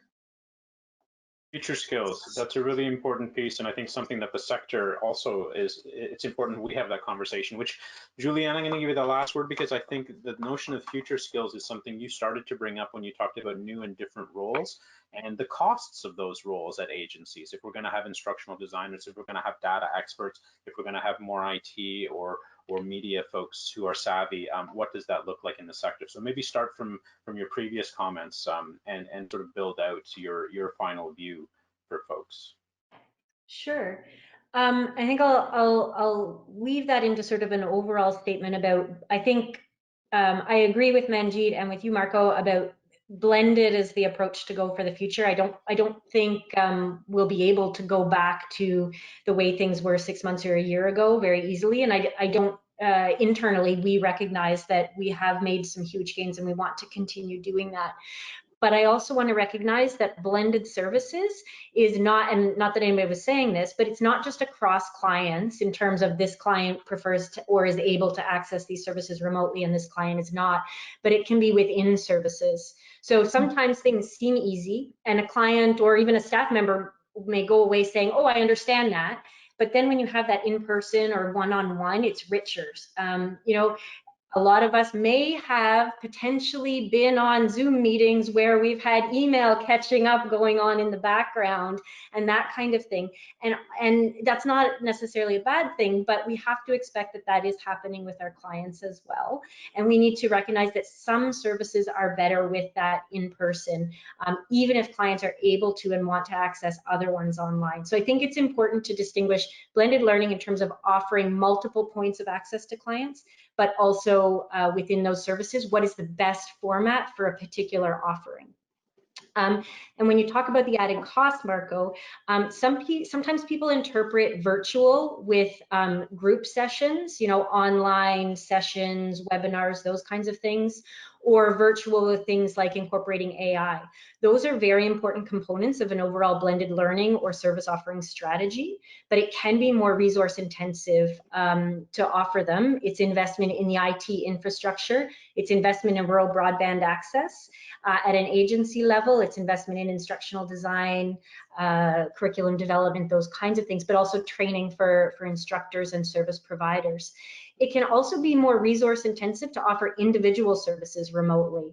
So, you know, we can't assume that virtual or blended learning always needs to take place in a group session. Sometimes that one-on-one counseling sessions, development of settlement plans, they still need to happen.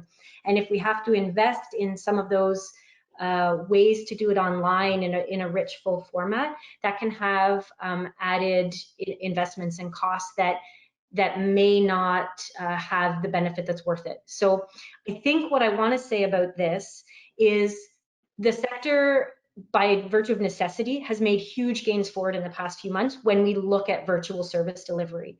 But what we do need to recognize is that as we move forward and try and build on that, is we need to do a close analysis of the best way to move forward and not just, oh, we've done it, we're there, and now how do we improve?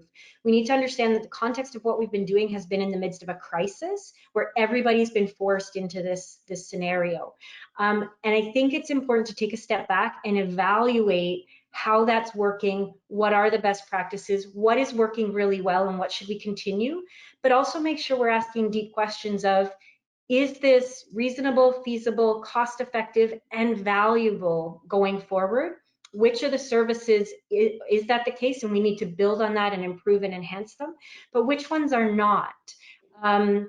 So for example, you know, maybe it's easy to look at, okay, well, we can offer all of, you know, these language classes online, that kind of thing, and it's great, and we don't, you know, we can save money on rent and these kinds of things.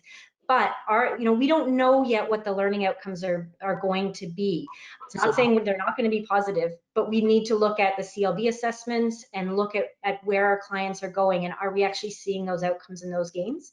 So I guess what I want to say is, moving forward is really important, but we want to do it in an evidence-based way and one that we're ensuring that we're continuing to meet our outcomes and that we're building on them so that our clients, again, you know, newcomers are able to settle and integrate across Canada in a seamless, accessible way that, you know, that's going to give them, you know, sort of the best path forward. Fantastic words to end on. And we're only a minute over. This conversation could clearly go on for hours and days, and it should. And I think that's the big feedback out of this is let's continue this national conversation, continue it with our funder, continue it with each other, even on the National Community of Practice at settlenet.org. It's a great opportunity to come together. I know we're done for today, but so I want to really thank Julianne, Manjeet, Deanne, and Jennifer for your insight, your time, and your expertise. This was, for me, a really interesting and useful panel, and I hope for everyone in the audience you found it useful as well. So thank you for joining us, and thank you, panelists, for such incredible insights and eloquence. Thank you. Thank you. What a wonderful, wonderful panel. Informative, exciting, new information. Chris, are you on yet? I truly want to thank Marco for guiding this conversations and all four of our panelists. Lots and lots for us to think and continue to talk about.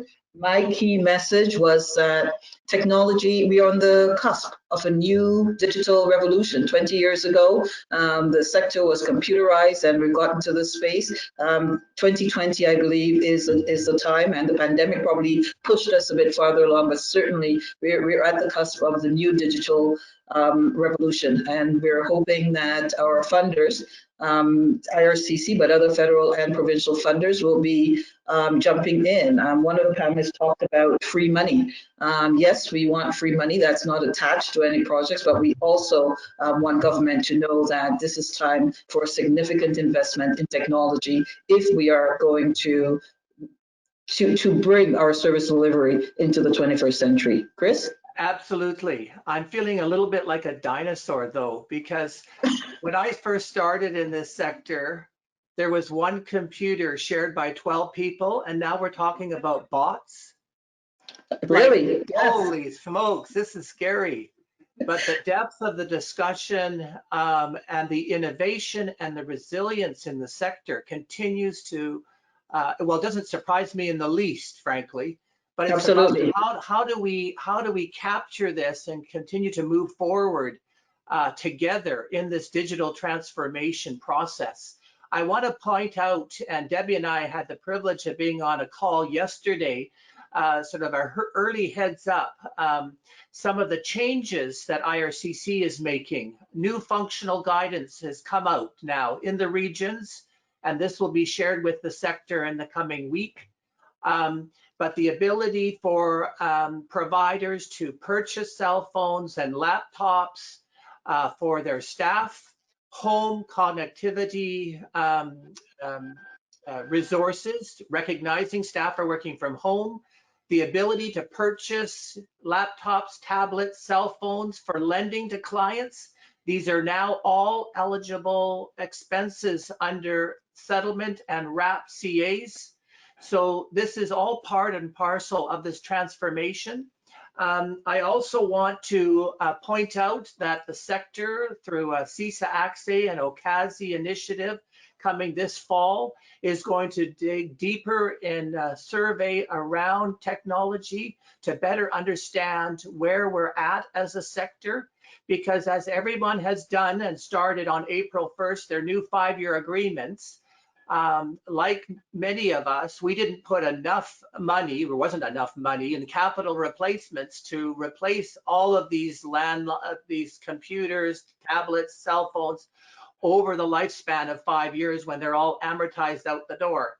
So this is something that is going to be coming. And lastly, NSIC is having a virtual learning session on the 22nd of June, and we will be providing a response back, a presentation on our discussions today to both the federal, provincial, territorial governments across the Canada.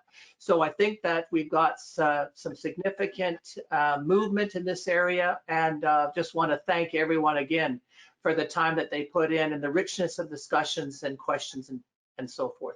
So thank you. Absolutely. Brilliance in the settlement sector in Canada. Thank you all. We will see you in about 10 minutes. This is time for a refreshment break. See you soon. Come back. Welcome back, everyone. We had a fantastic first panel on technology. Now we're moving over to case management. We will be hearing 5 presentations from different regions regarding their case management models, changes made in regard to COVID-19, as well as new emerging regional concepts. I will introduce the speakers in the order that they will speak. Our first presentation will be by Susie Hajiji, Director of Settlement Services from the Association for New Canadians, and Venka Kosdal. Venka is the Director of Programs, Settlement, Community Integration and Support Services at Immigrant Services Association of Nova Scotia, more lovingly known as ISANS. Following their presentation, we will hear from Hisham Kanafer, Project Manager, Centre Social de aux Immigrants. I don't see Hisham on the call. Following Hisham will be Valerian Marojko, lovingly known as Valley in Ontario. Valley is the Executive Director of the London Cross-Cultural Learners Centre. Valerian will be followed by Fariborz Burjandian. Fariborz is the Chief Executive Officer of Calgary Catholic Immigrant Services, CCIS.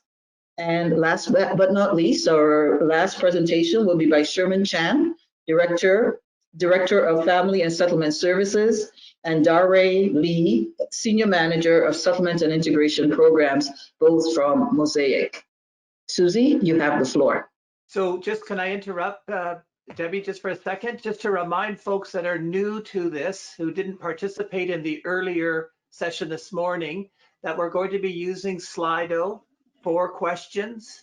And also this session will be in French and in English. So if you haven't downloaded the simultaneous interpretation app, please do so, because our Quebec colleague will be speaking in French and we will be moderating questions in English and French. Thank you. Very good. And we encourage those whose first language is French to please ask your question in French. We will have it read out to us. Thank you, Susie. You're on. Thank you. Hi, everyone. Thank you for having me. My name is Susie Hagigi, and I am the Director of RAP and Settlement Services at the Association for New Canadians. We're an immigrant settlement agency located in the province of Newfoundland and Labrador, and we're proud to be celebrating our 40th anniversary this year. Co-presenting with me as well, it will be Wenka Gastal, and so through the years, we have grown considerably, but one element of service that remains the same is the level of care that we provide to clients. This has been done through case management, and this is something that Wenka's organization, iSense, has a long history with case management. Today, together, we'll share some thoughts on case management and also what it looked like during the pandemic. So just a little bit about us. We do have offices located across the province, 5 offices. We provide holistic wraparound services to government-assisted refugees and other permanent residents that are rooted in the social determinants of health. In 2019, we served over 1,800 clients and performed over 60,000 interactions. We receive approximately about 290 government-assisted refugees a year, which is the majority of my work. We do offer a full range of settlement and resettlement services, including language instruction, childcare for children of students, employment services. We also partner with a local regional health authority to have a health clinic on site at the language school. And we basically coordinate all of this through case management to tailor these holistic wraparound services.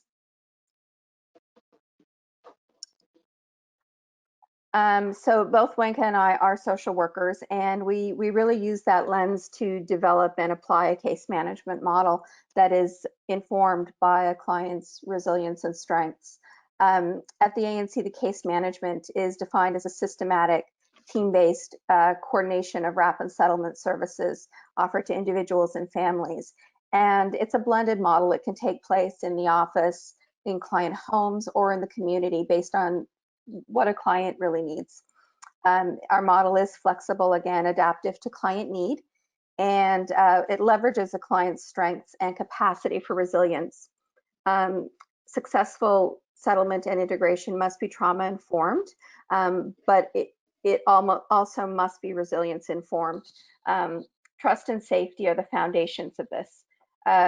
We've found it best when a client is supported by a team yet has one main point of contact in his or her first few months in Canada, who can serve to provide an understanding of life in Canada and to facilitate, a client's self-empowerment.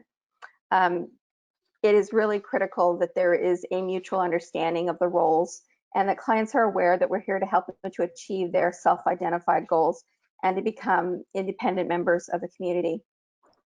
A case management model will incorporate these goals and use a relational approach to foster connection and collaboration.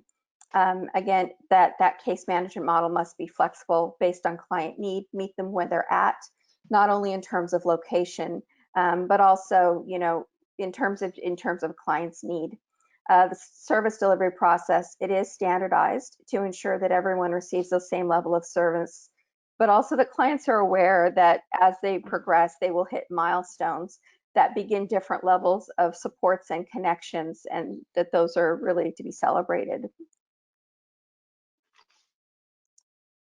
So our structure of case management, it's built around intake, needs assessment, service planning, and monitoring and evaluation of RAP and settlement services.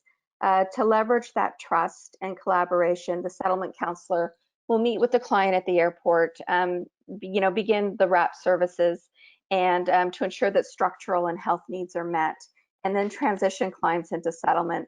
RAP and settlement are really performed on a continuum, almost occurring simultaneously at times.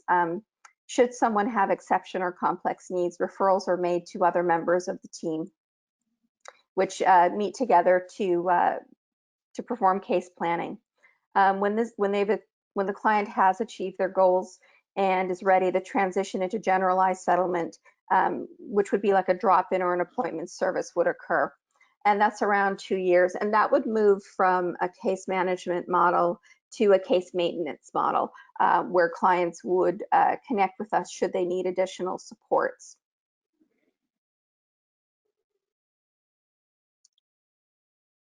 So during COVID, a lot of this had to change quite quickly and unexpectedly, of course. And so what we did was we kept a case management model, but we coordinated it. It became a blended model where we just added, prior it was in a client's home, the office, or the community, and it moved to a virtual model where it was by telephone, online, or at times when that couldn't be prevented, or if someone was in crisis, in person. Certain wrap services continued to be in person as well. What we did from the very beginning is we did reach out to the team, asking them to develop a client list, not only of active clients, but sometimes it would be people who had been here for years but had some real struggles or capacity issues. We created a list based on age and needs. And depending on the level of complexity and the need, we performed outreach. And that outreach would be just to check in on a client, and that could be anywhere from 1 to 3 times a week in the very beginning. In the beginning, it was also really focused on COVID education, awareness, and prevention, checking in by telephone. And as we started to move our services, move the community connections, move the settlement counselors to an online model, we needed to make sure that everyone had technology, that they were able to access it and use it.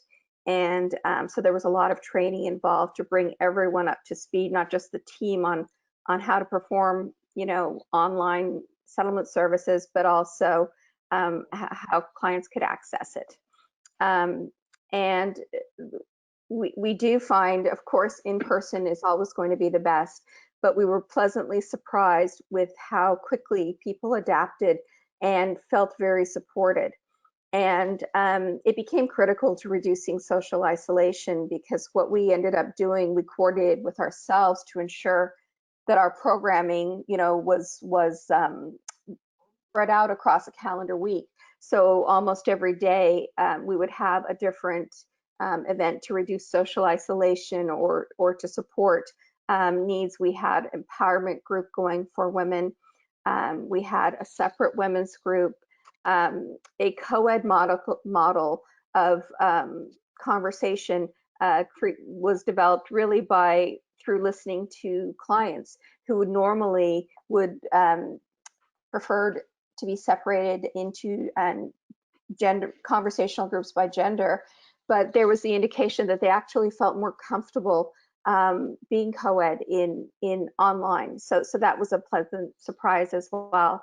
And I think some of the challenges, they'd been mentioned previously, the access to technology, the literacy piece, particularly with those who had just arrived, or some elders really had some struggles and needed extra supports, which we tried to support through life skills, and also the community stepped up. We had we were able to find ways to provide access to technology.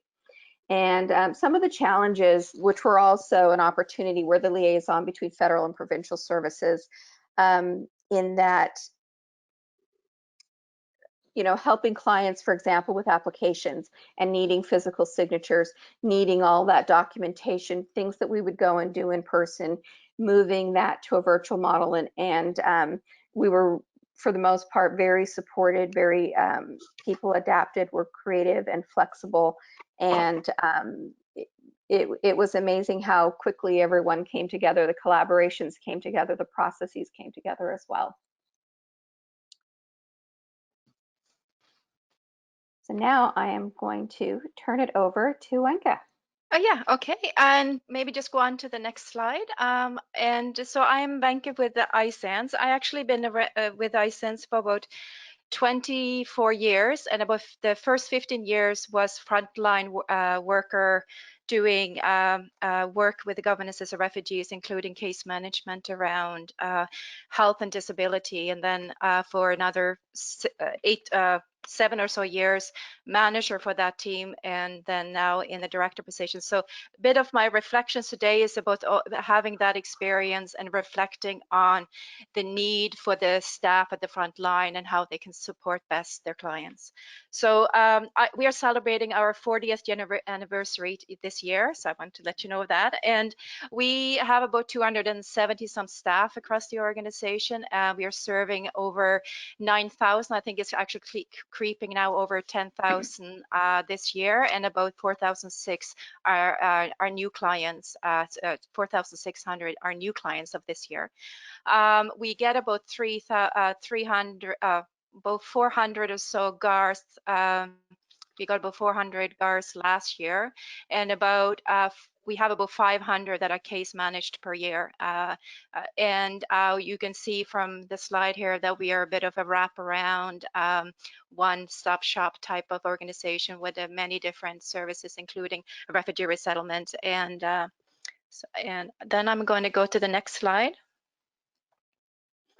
I wanted to focus a little bit about the organizational supports to case management, because I think we often focus a fair bit about the individual, what we do exactly for the clients, but I feel that really the caseworkers need to have an organization that supports them, and there are a lot of different things that require, because they do often work with maybe the clients that are most vulnerable, that have maybe more complex settlement situations, and with that our staff also are put in maybe in the most vulnerable place.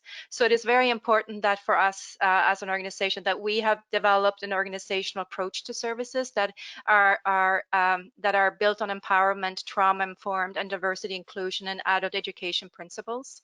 And that is really important both in the case management but also to the services across the organization, so that is being referred to.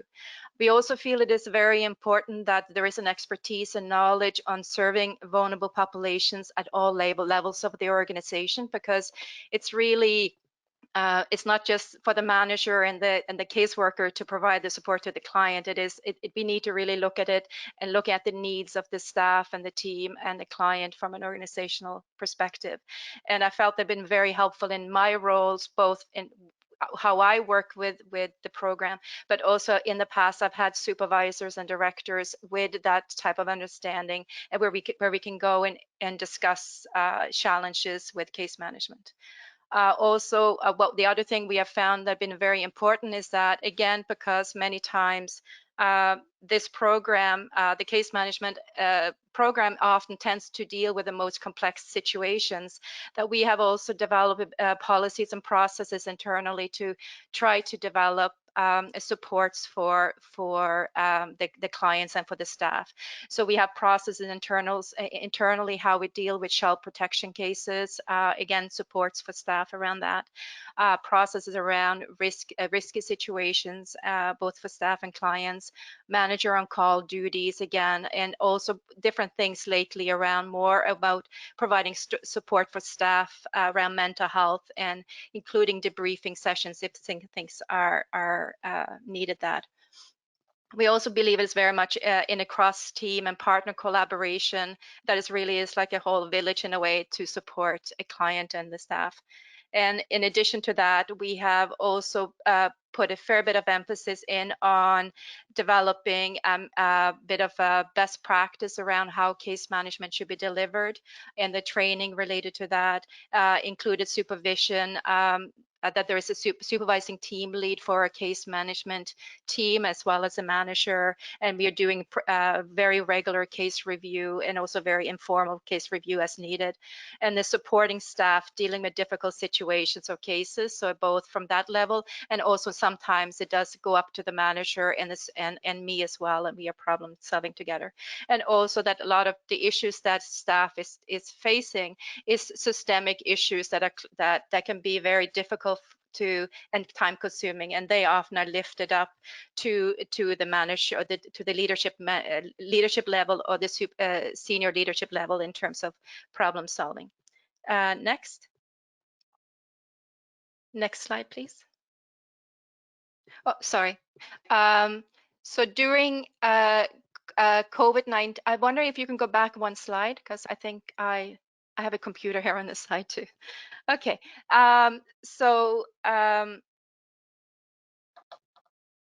Sorry.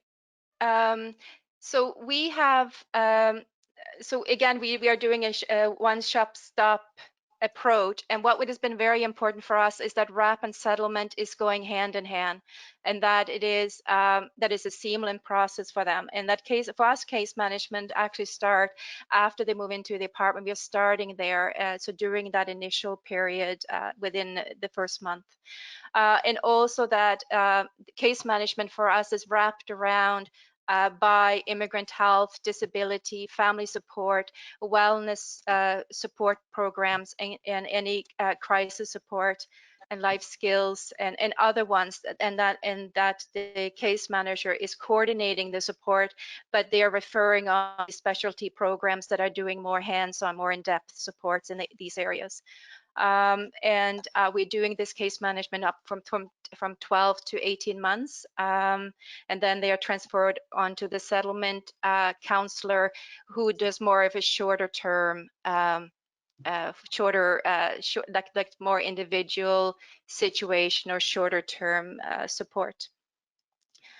We also have been part of the National Case Management Program with CSS since 2018. I'm not going to talk much about that because Val is going to talk about that later. But really what we have, what have been very helpful, because we I've been doing case managements maybe since 2005, but this CSS helped us to manage our caseloads better. We have additional training and resources that we didn't need to organize, but we were able to participate and put input on. We also had opportunity to share best practices. We also did case consultations, and also have access to service delivery tools, including the database that they have and other outcome measurement resources. The only thing with the database is that iCENS also have a database, and we're reporting into too. Next, please. And the other thing I just wanted to talk about was the COVID-19. So before COVID-19, staff have had laptops and VPNs and VoIP phones, and were able to work from distance before. So in terms of they were very easy for maybe basically the next day to work from home and reach out to clients. There were protocols, of course, that we needed to develop and work on, but really being able to work off from home was working very well. We delivered services through phone, Skype, emails, and in person. And in person, it was more the critical situation, maybe financial needs or a crisis, or forms that needed to be filled out, like child tax benefit. There needs to be a signature on the income tax forms. So, but we tried to really limit that. We also was able to use WhatsApp, and really thanks to Fairborn's team helping us learn about WhatsApp with case management. And so we have been able to use that and really enjoy the features of that. And we were able to secure phones for the caseworkers to be able to really learn. And we learned actually that the clients knows a lot about WhatsApp, and it was really a good feature for us. We also conducted wellness checks and COVID-19 information to all clients. We estimated that we have about 800 clients that are in need of additional supports. That's more of the 300 of those are more older clients. So we reached out to all of those and continue to do case management for but the 500 that we normally have with us. The key focus areas was assessments. We also added some additional assessment questions that focused in on mental health, family relations, financial and isolation, a bit of mental health, just to check in addition to what we normally check in on. We did settlement plans and exit activities, and while we could focus a bit longer term. I think a lot of our assessments and work was a little bit shorter term because clients' mindset was more focusing on the moment. We also have done referrals and access to provincial and federal programs and addressing urgent issues related to COVID-19. And that is more, it could be situations that need to be problem solved around. It could be a bit of like challenges accessing health services or other services in the community that maybe was not there. Some of the other challenges related to COVID-19 was, it was the gap of services within healthcare, but other community programs, and also clients' access to technology and knowledge about it for some. And we are looking at ways to try to increase and access to technology and knowledge around it. And I think that is basically it. I think Thank you, Anka. Thank you, Anka and Susie, for starting us off. Panelists, a reminder that you each have 15 minutes, including the shared presentation. Susie and Vanka, because they come from our favorite part of the country, Atlantic Canada, we're given all of your extra time. So now we're moving on to our colleague from Montreal, Hicham. Thank you.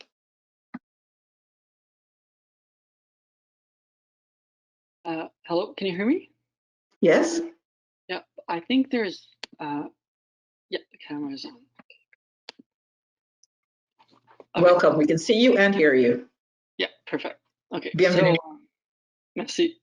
Hello, everyone. My name is Hicham. I work in a community center in Montreal called CSAI, which stands for, in French, for Centre Social d'Aide aux Immigrants. The aim of my presentation today is to talk a bit about Quebec's case management and also present to you a pilot project that has been implemented for 2 years now in Quebec, and finally talk a bit about the situation regarding the COVID-19 pandemic, knowing that Montreal and Quebec have been the two most affected places in the country during this crisis. My presentation will be in French. I've been told there is simultaneous translation, but feel free for the questions to ask me any question in English. Donc, comme je le disais en anglais, le but de ma présentation, c'est vraiment de parler un peu rapidement du modèle au Québec, ensuite d'amener un projet pilote et dans un troisième temps, de parler un peu de la situation concernant le COVID-19. Il faut juste peut-être commencer en disant que au Québec, le modèle sur lequel on s'inscrit est un peu différent parce que il y a eu un accord Québec-Canada qui a été signé en 91 qui donne au gouvernement du Québec des prérogatives dans la sélection, l'accueil et l'intégration des immigrants sur son territoire. Et à part la question des réfugiés puis de la réunification familiale. Et donc, la plupart du travail que les organismes communautaires font au niveau des enjeux d'immigration et des nouveaux arrivants se fait avec le ministère de l'Immigration du Québec, qui s'appelle le MIFI. Donc, depuis 70 ans, la sélection se fait au niveau du gouvernement du Québec et les organismes communautaires comme le nôtre, qui travaillons avec les réfugiés pris en charge par l'État, ce que dans le reste du Canada, on appelle les GARS, ici, ça s'appelle les RPCE. Il y a 14 villes qui sont sélectionnées par le gouvernement du Québec pour la réinstallation des réfugiés pris en charge par l'État. Et pour chacune de ces villes, vous allez avoir un organisme qui est en charge de la réinstallation. À Montréal, c'est le CSAI, là où je travaille.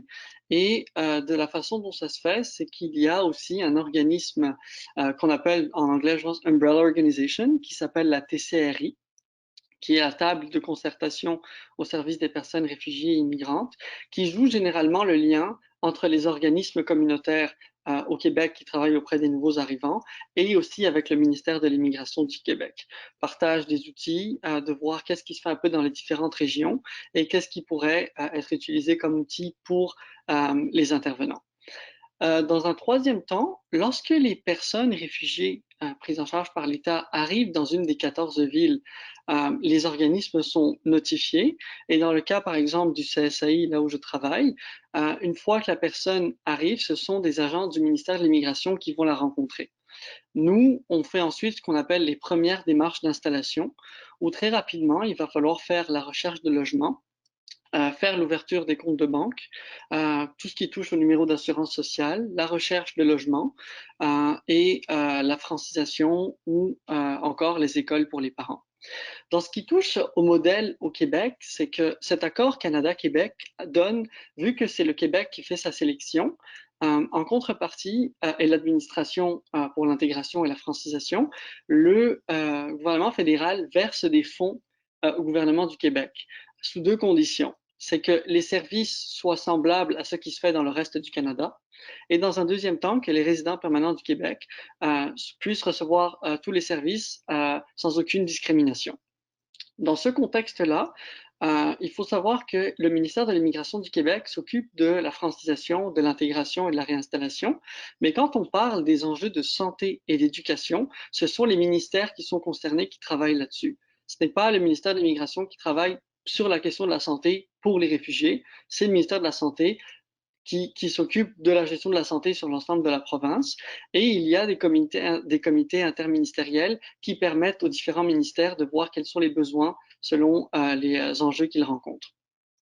C'est dans ce contexte-là un peu que les organismes travaillent au Québec. Puis pour les 14 organismes qui font de la réinstallation des réfugiés pris en charge par l'État, c'est le même fonctionnement, c'est-à-dire il y a des ententes, les familles arrivent, les premières démarches d'installation sont faites, et ensuite il y a ce qu'on appelle le suivi sur plusieurs années pour faire en sorte, pour favoriser l'intégration de la personne à la société québécoise. Un projet que je voulais vous présenter aujourd'hui, et je pense qu'il rentre un peu dans la démarche dans laquelle s'inscrit le Québec, c'est un projet qu'on appelle un projet pilote qui a été implanté en 2018, qu'on appelle un projet ICI, donc pour intervenants communautaires interculturels. L'idée derrière ça, en 2018, c'était de pouvoir cibler 3 enjeux qui sont les services de santé et sociaux, la petite enfance et l'éducation. Et donc, il y a eu un financement qui est arrivé du ministère de l'Immigration parce qu'il y a eu justement un travail au préalable des organismes qui étaient sur le terrain pour voir un peu quels sont les besoins ou les difficultés que peuvent rencontrer les personnes réfugiées prises en charge par l'État. Donc, l'idée derrière ce projet, c'était de pouvoir documenter et de voir un peu quels sont les services qui sont actuellement offerts, comment bonifier l'offre de services qui est actuellement donnée et comment faire en sorte aussi que des nouveaux outils puissent être développés et pour les organismes et pour les personnes qui arrivent. Donc, il y a eu une coordination entre le ministère de l'Immigration et la TCRI, qui est l'organisme l'Umbrella Organization, pour justement pouvoir implanter au Québec, à travers ces 14 organismes qui travaillent auprès des réfugiés pris en charge par l'État, un financement qui permettrait d'embaucher des personnes qui feraient des suivis au niveau de l'éducation, de la santé et de la petite enfance. Et donc, ces personnes qui ont reçu un financement deviennent des intervenants communautaires interculturels. Et eux, vont pouvoir être les liens. Donc, si je prends l'exemple de la santé, ces personnes-là vont pouvoir être le lien entre le milieu hospitalier avec aussi la famille, avec le personnel de santé, que ce soit des infirmiers, des médecins, des psychiatres, des psychologues, et nous, avec notre organisme également. Cette personne est une employée ou un employé de l'organisme dans lequel elle travaille. Et donc, elle permettait de créer justement des liens, parce qu'on sait, par exemple, si on prend la question de la santé, que beaucoup de personnes qui arrivent parrainées par le gouvernement ont des problèmes de santé chronique et donc qui nécessitent un besoin sur la durée. Et le fait d'avoir une personne qui est cette même personne qui fait le suivi entre les institutions, la famille et l'organisme, permet de créer un lien de confiance qui, derrière, donne vraiment des résultats qui sont assez intéressants, où la personne est plus à l'aise de parler de ces enjeux-là. Dans le milieu de l'éducation, par exemple, c'est elle qui fait le suivi sur comment fonctionne le système scolaire québécois, quels sont les enjeux que vivent les parents, mais les enfants, aussi de voir au niveau des institutions scolaires quels sont les besoins en termes d'une meilleure compréhension de vie que vivent les réfugiés. Donc, ça siège sur des comités, ça fait des présentations, et donc ça permettait de créer un lien justement à ces 3 niveaux. Nous, dans notre contexte, le début du financement, pour les 14 organismes qui existent, il y avait au début 22 ICI. Donc, et actuellement, sur les 3 enjeux qui étaient l'éducation, la petite santé, la santé, pardon, et la petite enfance. derrière, ça a commencé avec 22 pour les 14 organismes en fonction de certains calculs qu'émettait le ministère. Donc, par exemple, au CSAI, on avait un financement pour 1,9 ICI. Bon, on n'avait pas une virgule, on a engagé plus que 2 personnes. Et donc, derrière, l'idée était que ces personnes-là puissent faire le suivi. Le projet maintenant est toujours en cours, et c'est toujours un projet pilote, mais actuellement, on est passé pour tout le Québec de 22 à 34,9 de financement, donc à peu près 35 financements d'ICI partout au Québec pour les 14 organismes. Nous, on est passé d'un financement de 1,9 à 3,2 ICI, ce qui derrière nous permet d'avoir une ressource supplémentaire. Et il y a un nouvel enjeu qui a été rajouté, qui est celui de la jeunesse. Donc, il va y avoir un ICI jeunesse qui va également pouvoir faire des suivis et aussi voir quels sont les enjeux que vivent les jeunes réfugiés pris en charge par l'État à leur arrivée au Québec. De plus, nous, ça nous a permis également de faire des liens donc entre les différents partenaires, avec les travailleurs sociaux, avec les différents milieux de santé et aussi avec le corps de la médecine. Ça nous permet aussi, ce genre d'initiative, de finalement voir qu'il y a des enjeux qui sont plus difficiles et plus problématiques, qui est par exemple la question de l'interprétariat dans le milieu de la santé. Normalement, le réseau de la santé au Québec est tenu de donner des interprètes pour les personnes qui ne peuvent pas parler la langue, une des 2 langues, et donc ce n'est pas toujours fait, ce qui pose problème au moment de l'intervention parce que la personne n'est pas nécessairement en confiance, ne comprend pas nécessairement ce qui est en train d'être dit. Donc ça, c'est un des enjeux que ce projet pilote a permis de soulever plus en profondeur. Puis ce qui est intéressant dans ce genre d'initiative, c'est qu'effectivement, le problème les constatations ont été soulevées sur le terrain, la TCRI a travaillé là-dessus, et ensuite, il y a pu y avoir des coordinations entre les organismes et le ministère pour mettre en place ce projet qui actuellement est pilote jusqu'en 2023. L'idée est de pouvoir par la suite documenter le plus possible les interventions que font les organismes pour que derrière, il puisse y avoir des services qui soient bonifiés ou améliorés et le ministère de l'Immigration puisse aussi travailler mieux avec les autres ministères de l'Éducation et de la Santé. En ce qui concerne toute la question du COVID, le Québec a été touché, selon à ma connaissance, où il y a eu les chiffres les plus importants en termes de cas. Et Montréal a été la ville dans tout le Canada qui a recensé le plus de cas également. Donc, lorsque c'est arrivé et que la fermeture des frontières a été mise en place au fédéral, derrière, le ministère de l'Immigration du Québec a suspendu l'arrivée des nouveaux arrivants, des réfugiés pris en charge par l'État, au Québec. Et tous les cours de francisation ont été également en présentiel, donc en personne physique dans les salles de classe, ont été suspendus et ont été mises plus comme un rapport, je veux dire, ça a été...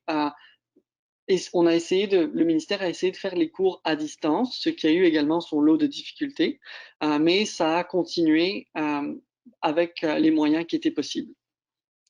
Dans avec la fermeture des frontières, il y a eu quand même quelques familles qui étaient arrivées, dans l'exemple du CSAI, à Montréal, et ça a engendré un certain lot de difficultés.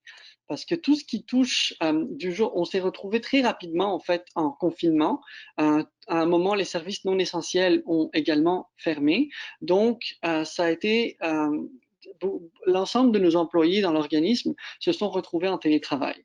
Et ça a posé de sérieux défis à adapter parce qu'il y a eu des familles, par exemple, qui étaient arrivées à Montréal qu'on n'avait jamais rencontrées.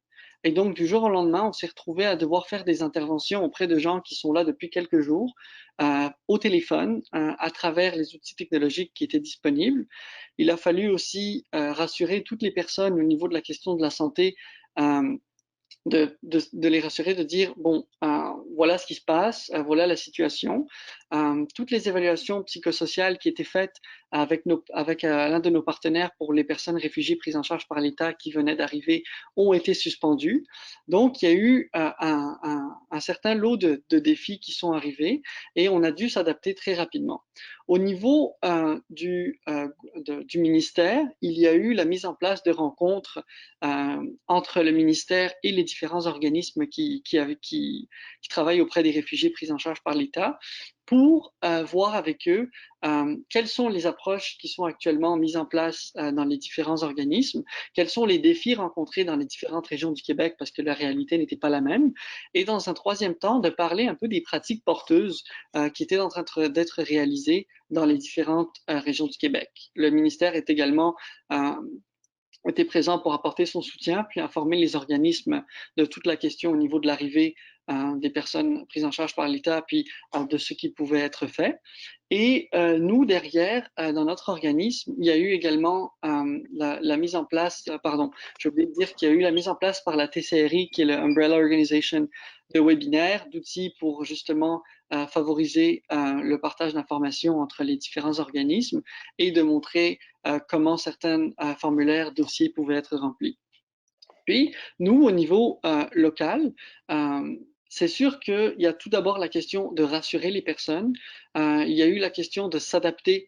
Par exemple, expliquer à quelqu'un qui venait d'arriver ou qui n'était pas là depuis très longtemps de comment prendre le métro pour aller à l'hôpital, sachant que la personne n'a peut-être jamais pris le réseau de transport ici. Et donc, c'était un certain nombre de défis où il a fallu s'adapter, qui ont pris du temps, mais avec les outils technologiques, on a essayé de pallier le plus possible. Il y a eu des enjeux comme par exemple l'ouverture de compte de banque où la personne devait être présente physiquement, où là on a dû donc faire des accompagnements tout en respectant les mesures de distanciation physique. Puis derrière, les deux grands enjeux, je pense, qui soulignent beaucoup la gestion qu'on a eue, c'est au niveau alimentaire, où là, on voulait éviter que des personnes qui ne maîtrisent pas nécessairement la langue, qui sont en situation de vulnérabilité, qui vivent des enjeux de santé mentale ou qui ne connaissent pas encore la société parce qu'ils viennent d'arriver. On a eu un financement de Centraide qui est au Canada, dans le reste du Canada, on dit United Ways, qui est de 2 fois 15 000 $, qui nous permettait de mettre en place un réseau de livraison d'épicerie pour toutes ces familles réfugiées prises en charge par l'État qui étaient dans le besoin. Derrière, il y a eu aussi, c'était un réseau de bénévoles avec un financement de Centraide où on a pu faire ça. Et derrière, il y a eu aussi toute la question des enjeux de santé mentale. On a contacté une fondation, la Fondation du Grand Montréal, qui nous a financé pour pouvoir faire en sorte que des psychologues d'un organisme partenaire puissent faire des entretiens téléphoniques avec les personnes qui avaient vraiment besoin d'avoir des psychologues pour les écouter. Donc, voilà un peu le portrait global au Québec puis à Montréal. Puis, je serais très content de répondre à vos questions si vous en avez. Merci beaucoup. And just 2 minutes over. So thank you, Hisham. Welcome. Our next presenter, Valerian, Ontario, you're up. Welcome, Valerian Morochko from London, Ontario. Thank you. Good afternoon, everyone. I will focus my presentation on the experience at the London Cross Cultural Learner Centre with the case management that is offered through a network that originally was in Ontario and now is a larger national network. Before starting my presentation, I would like to thank Nicoletta Monoreanu from the YMCA of Greater Toronto and our CSS team. I think you could see them. Oops. If you could go back one slide. That helped me with this presentation. Client Support Services is a program that provides the government-assisted refugees the essential supports to learn to be able to become independent. And also, the goal of the program is to increase the local community awareness about the government-assisted refugees and to work together with the resettlement assistance program and the settlement programs to integrate the GARs into the community. And the core of this program are the intensive case management, the community capacity building, and the coordination. I will go a little bit over the history. It started as a program pilot with Costi and the YMCA in 2005. In 2007, our organization was part of the pilot with 5 other Ontario GAR receiving communities, and it was rolled out as a regional program, but in 2011, 2012, the budget was decentralized, and our local officer was in charge of the CSS budget. But we continued to work on the and collaborate through the provincial coordination, and which was extended into rolling out as a national program in 2017. And right now there are 16 organizations. We, as a small organization, benefited from having a larger provincial and then national coordination because we have limited resources, and somebody investing and focusing on building the best state-of-the-art tools for case management, it's a feature in social work, but adapting it to newcomers has to be made in a way that works with the existing structure of the programs. And this was beneficial for our organization because we have been set up to deliver on some of the national, regional service standards, and also given tools like access to a database that monitors the efforts, the outcomes. It's called ETO, and there was a need assessment matrix that really comprehensive enough to also facilitate the individual case management depending on the specific family, GAR family, or individual situation. We have families with very high needs, and if you look at the how this emerged, at least in Ontario, it was following Canada receiving more government-assisted refugees with very, very high needs. And case management ensures that not only we have a structured approach and there's no gaps, no things left out of the approach, but it's also we have documentation, and it's good in case to cover us from a liability perspective. So we've been using these tools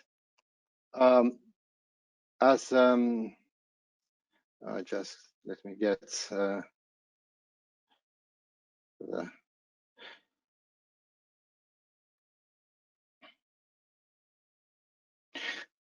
so the duration of the program is 12 to 18 months. I hope the presentation will be shared with the participants so they could get more information in terms of it's kind of heavy in words, but the program has been adapted first like for 1 year after the government-assisted refugees finish through the RAP, they move out, and this is where the intensive case management starts. Up to 18 months for high need cases. We've been also approved to go for 2 years for the Yazidi refugees. And the program is utilizing an empowerment and a strength-based approach. We try to co-create the future of the individual family or individual government-assisted refugees as they learn their new life in Canada, and also learn how to access different services with the help more assistance at the beginning and less assistance as we move forward. And the case assessment allows to monitor the evolution in terms of different factors of settlement and integration. Is the physical factor, the housing and food security, the language, access to services, life skill, education and training, social support, and community connections. And as we interview our clients every 4 months to check, apply this matrix, we see how they progress, and if it, we see actually we could measure that they score high on all these factors as they move, as they stay in Canada. In London, Ontario, we deliver this case management to the on the settlement outcomes that are set by the IRCC for the contracts that we have, and these are the the general outcomes that we are looking through our contribution agreements.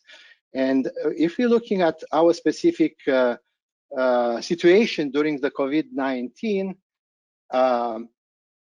we found out that clients could get reasonably good service by using technology. Most of them, not all of them. We tried to use the technology that clients were familiar.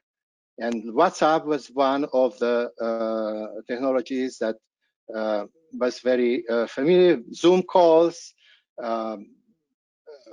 Messenger, and also just a classical telephone call. They used it before, so it was not something new. It's just that face-to-face meeting couldn't take place, and that home visit couldn't take place. It was much more difficult, for example, to arrange doctor appointments. Doctors started to see our clients on the phone. Telemedicine was one of the methods that our clients accessed, which was something new for them, and many of them adapted to it. But also, we had clients who asked for telemedicine when they needed surgery, and we have to convince them to go to the hospital, to the emergency department to have surgery. Some like clients with high needs or needed occupational therapy or physiotherapy, they were able to saw doctors. We worked with the medical service providers. Challenges, I would say the biggest challenge was communicating with clients who could not use the devices, even if they have them provided by the schools. We had settlement workers in schools teaching parents how to support children for their online learning, and they had access to devices. Some of the devices that they were given, it was very difficult for some of our clients, and some clients didn't get as many devices as needed. If you have a large family with many kids, not necessarily the parents would get devices or would get access to those devices. Also, need for staff self-care, like our client support services team meets every day in the morning and at the end of the day, just to check in, just to ensure that everything is taken care of. It's a team approach. They built a circle of care with the settlement counselors, with other providers, to ensure that all the determinants and all the factors for the settlement are taken care of.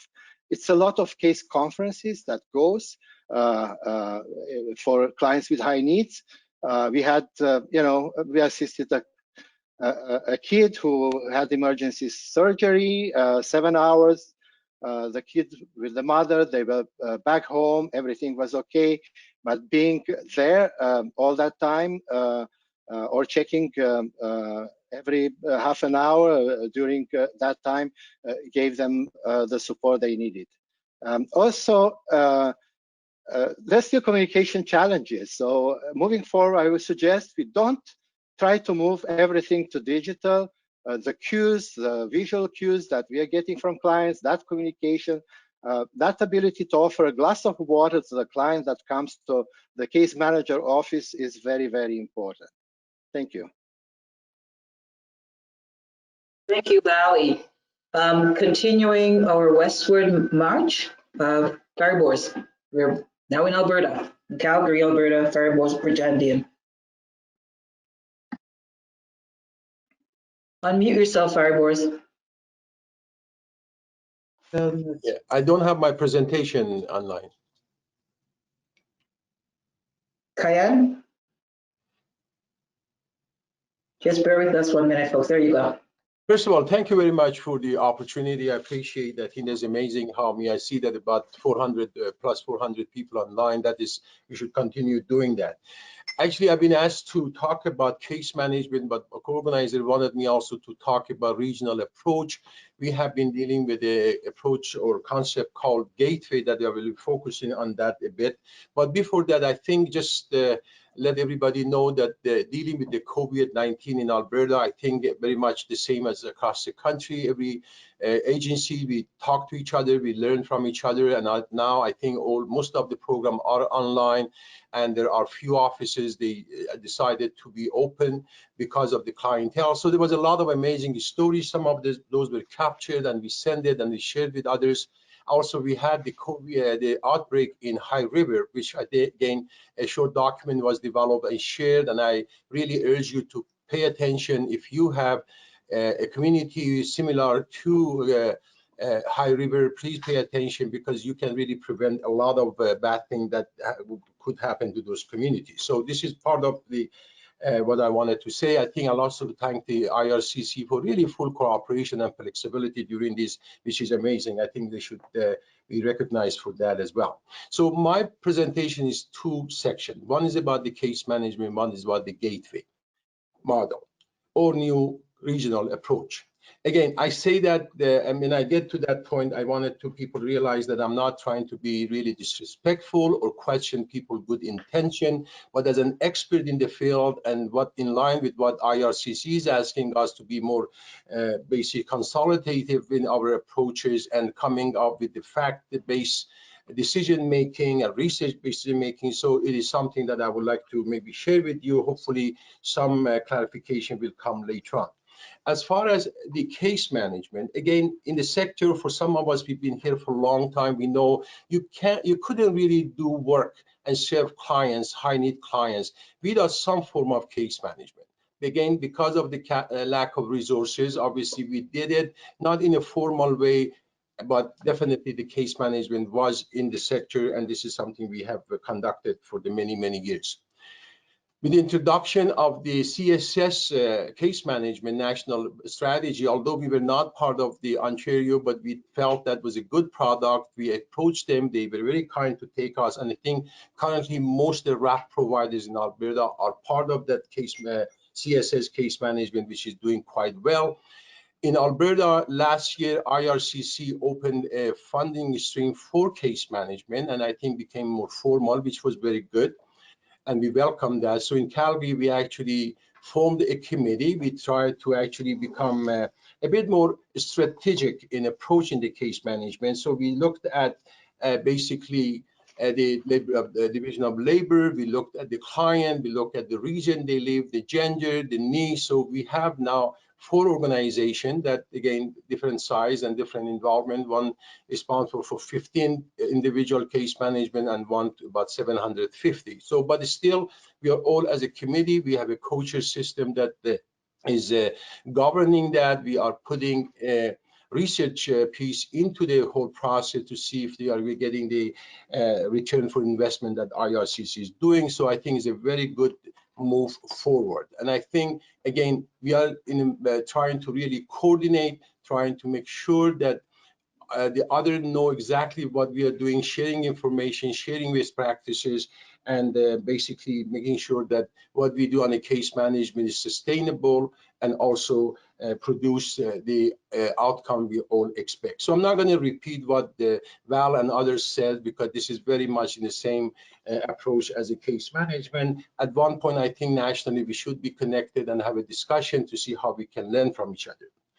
Now, the second point, though, second focus I have is on the new regional concept called Gateway that has been kind of introduced in Alberta and now is focusing in Calgary. To be honest with you, again, as I said, I just repeat, I don't want to be respectful. I don't want to question people's good intention. But again, as an expert, this is where I come as an expert. I speak as an expert, not as a CEO of the organization.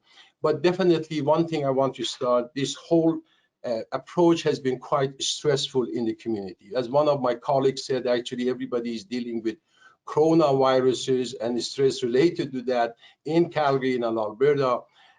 We are dealing with two stresses. One is the gateway stress and one is the corona stress. Maybe it was a joke, but there are some reality into that. So again, I just want to emphasize, I've been doing this for so many years, and I think everything, changes are good, changes are amazing. We need to look at that, but we also have to understand the issue we are dealing is complex. That's why we do so much research on it, so much discussion on that, to bring the best product, the best thinking into developing and designing program and delivering. As for the program of this gateway concept, first of all, the first question that actually has came to our mind or has been coming to has been actually surprised us is because this is basically is a project that intend to massively change basically the way we engage with the client, with the way we actually engage with client, with ourselves, with other agency, and how we really start the whole process. But what the problem, that's the question. So I really want to know why IRCC has decided to fund this massive project on the core settlement funding stream, not on the DSI, which was basically designed to take the ideas and have more in-depth discussion and have a pilot and then go through the process of implementation. So that is a big question. Why IRCC has decided actually to fund a massive system change through the core settlement activities. And as a process, I think I have some issues with my yeah. Okay. As for yeah, sorry about that. I think I'm going to get there. Yeah. Okay. As for the basically the process of this whole conversation, we heard that in the before submission of the proposals. And then later on, there was talk here and there, but never given us one piece of page to say, this is what we are trying to do.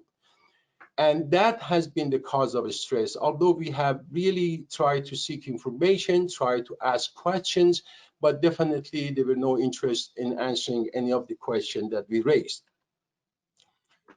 And these are the kind of questions actually we raised. The question was, again, like any simple process you do, what problem are we trying to solve? How was this unknown problem identified? Why there has not been any opportunity for sector-wide conversation and consultation on this project?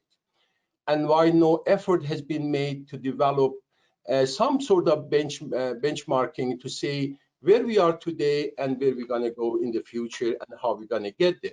Just to let everybody know, the agency that I work for, we are actually always for past 3 years served more than 15 to 20% more clients that we have been contracted. And I understand this is the case with other organizations in Calgary. So still, I'm being asked to be involved in a process that I never was involved with the initial discussion. A simple question that we raised was never answered. But now, obviously, the expectation that we support this initiative to move forward. So these are the questions. Again, I know there are some IRCC colleagues on the line and listening, so I hope these are the questions we raised. Nobody have answered that, so that would be really helpful for our stress level and mental health, and also to position the agency to support the initiative if it goes through and it becomes something that gets implemented, then we know what we are doing actually. The project actually talks about serving 30,000 people. And I will talk about the mechanic of it, which I think there is really a lot of issues that we should be concerned, or IRCC or the agency that actually proposed that should be actually coming openly and telling us and articulating why they think this is the best approach. They are claiming that this project is going to be for 30,000. It is on the page 6 of the document that was shared with us, and we didn't see any limitation of sharing with others, so you can look at that. So we don't even know what these 30,000 people, who are these 30,000 clients are. Is it for Calgary? Is it in Alberta? Is it for Prairie? We don't know. What we have heard here and there is that this is a project that eventually is going to go across the country. And also we heard this is the idea that has come up from high above in IRCC, which actually surprises me personally, because I see the number of committees and I know that never been discussed, but this is something we are dealing with at this point. Then the approach has no research really. There's no research backing up the process. And also the sector engagement. I was yesterday at the conference call and two officials, I think Nita Julie and Fraser Valentine actually spoke very briefly, but they used many times the phrase sector engagement in their basically the briefing. So somebody like me, I take that as a face value, and I said, okay, this is how we work together. We do discuss things, and in this case, that did not happen. Now, I want to take you to the concept because I don't have time. I'm hoping that in the future, the opportunity given to the designer of this program, even IRCC, that felt or feel that they were funding this program, understand that there's a substantial resources are going into this project. So this is how they expect us to operate in the future. To me, this is a very mechanical way approaching things. It means it looks like it's like a dealership, car dealership, that you take your car to a diagnostic department, they put the computer there, they identify 3 departments that you go to fix your tire, to fix your maybe a carburetor. But definitely this is not how we learn, and this is not how the research recommend us to approach with client need. So the vision is that everybody would go to a center, they would get an assessment online or offline, doesn't matter, and not only do need assessment, but also do the settlement plan. That really, as somebody who has been dealing with this for so many years, I learned about it, I wrote things about it, it really surprises me. When you know that people, at least in the first year, they go through massive changes, the situation, the process, initial settlement, every week is the changes. So I don't understand why some people think one-shot need assessment would do that. The problem I have with that, because we have already been taking the resources into the project by after 2020, that agency providing settlement services, they would not have any resources to do need assessment. And then, I mean, even more importantly, the settlement plan. Again, we need a whole maybe workshop on settlement plan. What does that really mean? And I don't have that time here. I'm not going to go into detail. But again, when I see something like that, honestly, as an expert, I feel the people, they think that is a good idea. They, first of all, they don't really have no clue on how settlement process starts, how it goes on, and when it finishes maybe, and even sometimes it never finishes. And also the settlement plan. Settlement plan starts when the people get the letter from Canadian Immigration to say you are accepted to come to Canada. And this is a living document. It changes once people come here. For what we do at CCIS, we basically develop the settlement plan as a process. It takes about a month and a half when people understand what they are doing, how they are doing it, what are the expectations, what are the fears. By learning the environment that they have settled, about education, family dynamic, a lot of other things, then you develop a initial settlement plan that, as I said, is a living document. It has to continue being actually updated on a daily basis. So as an expert, I have raised a lot of concern, but again, unfortunately, there has been never given an opportunity to have a meaningful discussion, which I think it really contradicts everything I understand from how IRCC expect agencies and leader in agencies to behave and act when it comes to new ideas. So again, I just don't have more time to talk about it, but I definitely wanted to say those questions I raised, it is real question. It has actually impacted us. We are in the process of doing our next 5 years strategic plan because we ended our 2017-2021. We are in the process of engaging consultant to do our next 5 years. We really don't know how to look at our marketing, our engagement with the client. If somebody is going to sit at one place in an hour or 2 or 3 hours, do the settlement plan, the need assessment, and do the settlement plan and send it to us. Last point I want to make, they have actually read the document, they're basing it on the language assessment. But one thing they have forgot to recognize, language training, language assessment never is supposed to be inaccurate. It's a snapshot of what they know or how they behave on learning, listening, and writing skill in the language. When they come to English classes, they are assessed on monthly basis, definitely based on every term. We change people's we change people classes on an ongoing basis to make sure they actually sit at the level that they basically are able to handle. So I stop here, and I hope that this conversation becomes a conversation that at the National Settlement Council, and I hope that by bringing some more ideas, maybe we could actually enhance this approach and making it work for everybody. Thank you. Thank you, Farbor. Some very provocative and important questions you've put on the table. Questions about process, questions about evidence-based decision-making, questions about the role of the sector in determining how it is that we move forward with new programming ideas, how we work collaboratively with our funders. Looking so much forward to this ongoing conversation over the next few weeks. Now to my next favorite place of the country, the other coast. Our friends from BC, Dari Lee and Sherman Chan from Mosaic. Welcome. Thank you, Debbie, for giving us the floor. And we'll be quick and brief because I know that's been long hours now, and that BC time is approaching lunch too. What I'm going to start is to really acknowledging the contribution of the sector to support immigrants and refugees, particularly with the vulnerable population.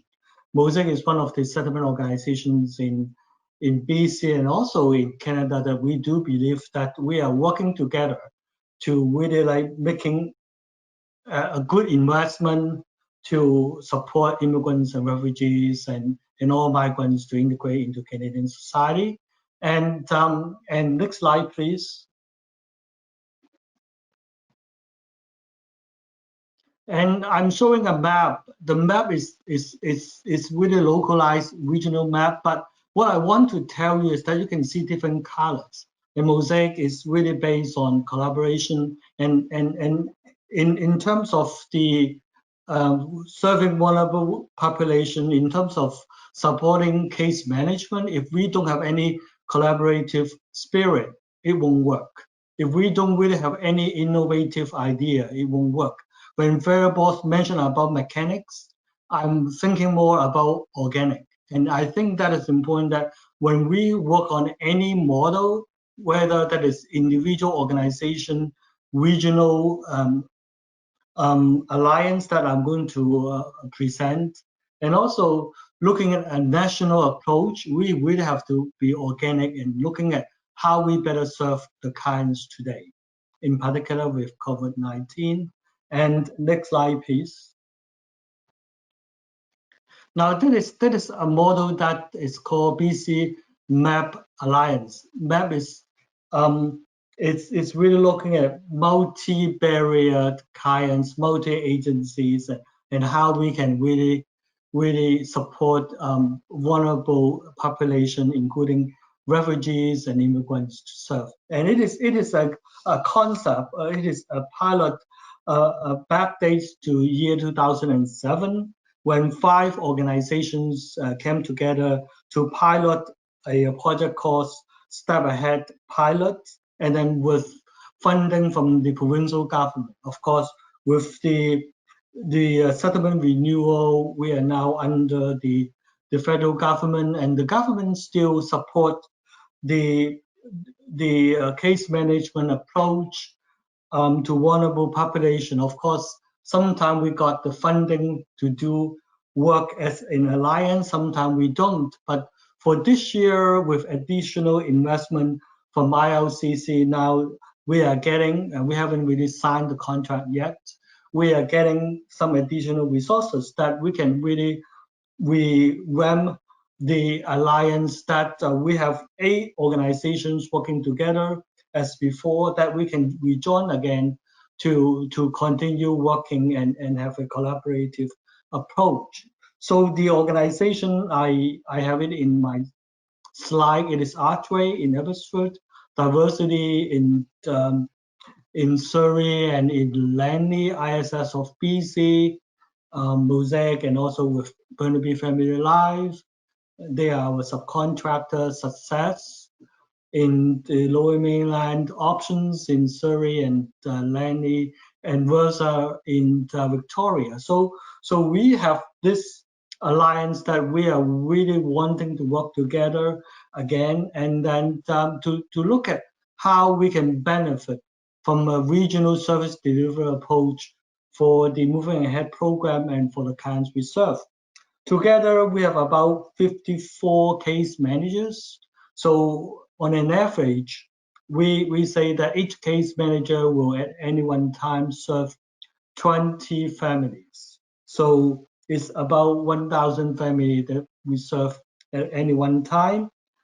Well, that is obviously a benefit that we can really work together. And I've heard many of the previous presenter that they present about the benefits. So I'm not going to repeat, but for us, we definitely see that is the importance of partnership. And I have to say, in BC, particularly working with AMSR and the organizations together, we have a really good collaborative spirit, and not just this program, but many other programs.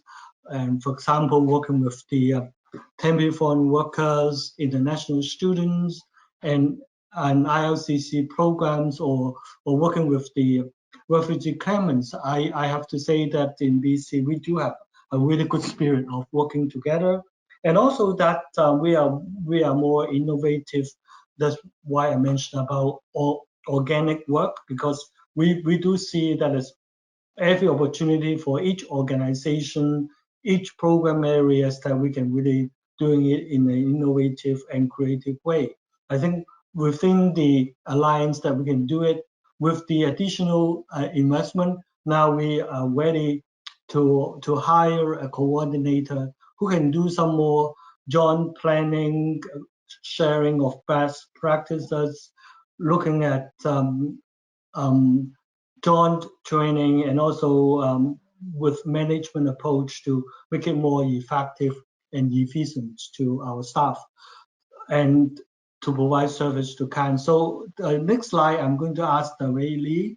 Ray is our senior manager for settlement integration program, and she can walk you through quickly about our assessment process and the services. And this is more like a mosaic model, but of course, with our alliance, each organization have a slight different approach in serving, but we have a common standard that we want to work together for.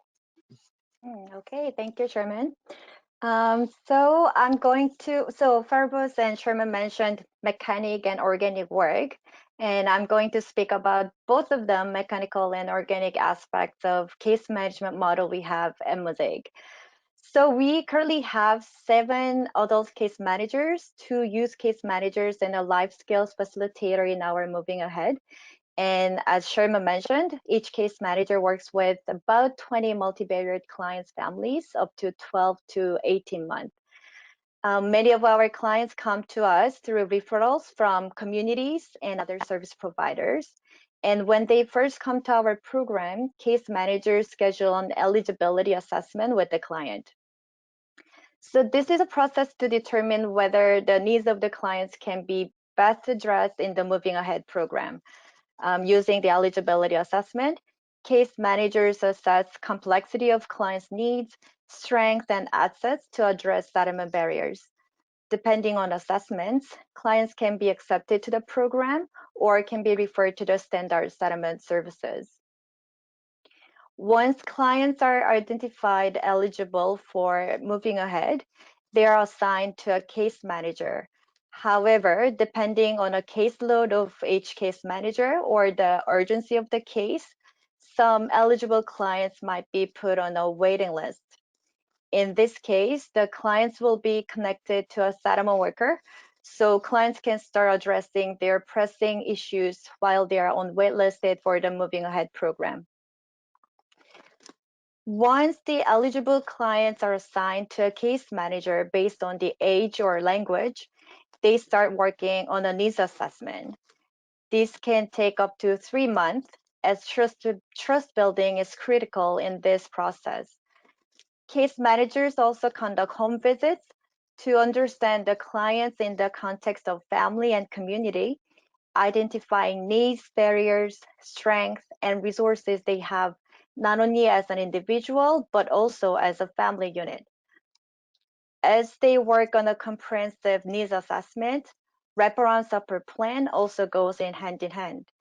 The clients and case managers develop practical settlement goals with timeline and come up with concrete action plans. Fariborz also mentioned that in his presentation, it is a living document. Settlement plan is a living document, and that is how we approach it as well. This wraparound support plan are reviewed and revised on a regular basis. Another important component of Moving Ahead program is accompaniment. Case managers provide language support when clients attend external meetings. They facilitate culturally safe practice, offer emotional support to clients, and also provide learning opportunities for both clients and mainstream service providers, which is equally important. Also, we have life skills facilitators, works collaboratively with a case manager to support the Moving Ahead clients. Life skills facilitator provides one-on-one and group pre-employment and job readiness support. And this specialized job readiness support to Moving Ahead clients have been proven very successful from our experience. And several Moving Ahead clients who faced barriers accessing mainstream employment centers, they did achieve positive employment outcomes over the years. Next slide, please. Amid COVID-19, we have modified some of our practice. Many of our clients experience barriers in accessing or using computers to connect with their case managers. So our case managers mostly use phones to connect with their clients. On the other hand, some clients say a virtual meeting is more convenient and accessible as they don't need to travel to the work site. Especially when they have little children, online services seem working very well. And it was also noted that online seems to be a great way to connect with youth. And our youth case managers have been facilitating an online peer support group to support the mental wellness of our youth clients. It was also observed that some youth clients are more engaged and open in virtual activities than they were in in-person activities. Right now, home visits and accompaniment have been temporarily suspended because of COVID-19 quarantine. But currently, we are finalizing our safety plans with a pre-visit assessment tool and other safety protocols. We are considering a blended model of phone and online service and in-person service, as well as accompaniment for essential appointments when other organizations resume in-person service. We also have modified the process of obtaining a client signature for different organizational forms like confidentiality or other consent forms. We have simplified the process by asking clients to state their acknowledgement or consent via email or text, instead of asking them to print the document, sign, scan, and send it back to us. Lastly, some staff members also expressed their needs to access a printer and scanner, as some applications or forms need to be printed and signed on a hard copy. I believe we should be able to address this concern once we return to the office, and we'll be scheduling staff members to come to the office and limit the number of staff who can be at the facility at a time. To conclude, I think we have come a long way responding to a number of challenges, administrative and technical challenges that came with COVID-19. However, I think it's also important to pay attention to the trust and connection issues among our clients and staff. What kinds of impact did COVID-19 make on our human connections, and what can we do about it? I believe one of the fundamentals of our work is genuine human connections. We need to be creative and persistent to find a way to foster connections with each other amid COVID-19. And I think we all need to do our part to build a just society with humanity, care, and dignity. Thank you. Thank you, Dari and Sherman. Chris, we're going to our audience right now. Thank you to all the presenters. You've certainly shared some promising practices, raised some provocative questions. I am sure our audience have also been sharing their thoughts. Chris, I'm having you open your microphone. Yeah. We have about, let's take questions until 2:45 or so. So you're on, Chris. Okay, thank you very much. First question up. Are any of the agencies on the panel open to sharing their case management manuals? We're a very small organization looking to improve our case management practice. So the whole notion of sharing, because of unequal capacity, how do people feel about that? I'll open it up to anyone to respond. I can start. I think there's a good question. I even suggested that even we are not doing it. We should actually have a kind of without going through a crazy bureaucratic system, a case management conversation across the country. We could have a depository there that we put our resources there for smaller agency can that actually access that. But one thing very simple, I mean, CSS would be good. They have amazing documents. They have amazing formats, so they could use that. But again, I mean, as an agency, we would be more than happy to share, but I think it should be automatic that we put it there so people can access it. That's a wonderful idea, and I'm wondering then if we should be using settlenet.org, the community of practice, as a place to store it, including the CSS documents. Good idea, Fariborz. Yes, I support what Debbie said, because that's what my response is, that yes, we can share. And also we have the committee of practice. That is a tool that we should use in the, not just sharing, but on ongoing support and discussion. Okay, next question. Is there interest and does it make sense to work towards standard national tools, NARS, Settlement Action Plan, etc., for settlement case management? Anybody? I can always start, I think. Okay. I think, you see, when you say national standard, what does it mean? Standards, of course, we can always, because standard means that you have indicators. That means you have standards of, you have certain indicators, and that you meet those objective of those indicators, then you have a good standard. Definitely, I think we should have a standard. I mean, many years ago, CCR, if you remember, they actually came up with a framework for best practices. They didn't say what is the best practices, but they identified the element of this best practices. But again, if you are identifying the best element in a case management or in the settlement plan, whatever it is, I think that should be. However, just copying may not work. And I think there has to be some flexibility because the clients are different and also the regions and needs are different. Yes. Our colleagues from the Atlantic Canada? Yeah, this is Venka. I wanted to echo the same and to really look at the organizations and the needs, because I think there are certain contexts for smaller and larger centers, but also would be wonderful to have had to provide that support to everybody so we could have basically one approach, but that is flexible to the context. I would add to that it's very important to work on the difference between outputs and outcomes. Outputs, somehow they're kind of standardized in how they attract in eye care, but having a conversation about the outcomes and standardizing the outcomes would be very important. I would echo the same things. I do think it is based on community context. It needs to be flexible and adaptable, but not just to the community context, but to the clients that we serve. It would be critical. So if it was, you think of a Lego kit where you've got this beautiful kit, but then you can also make other things, and giving us the resources to do that, to have those tools is amazing. But they do need to be able to bend to local need. So yes, Sherman? Yeah, I want to add that I echo everybody's saying.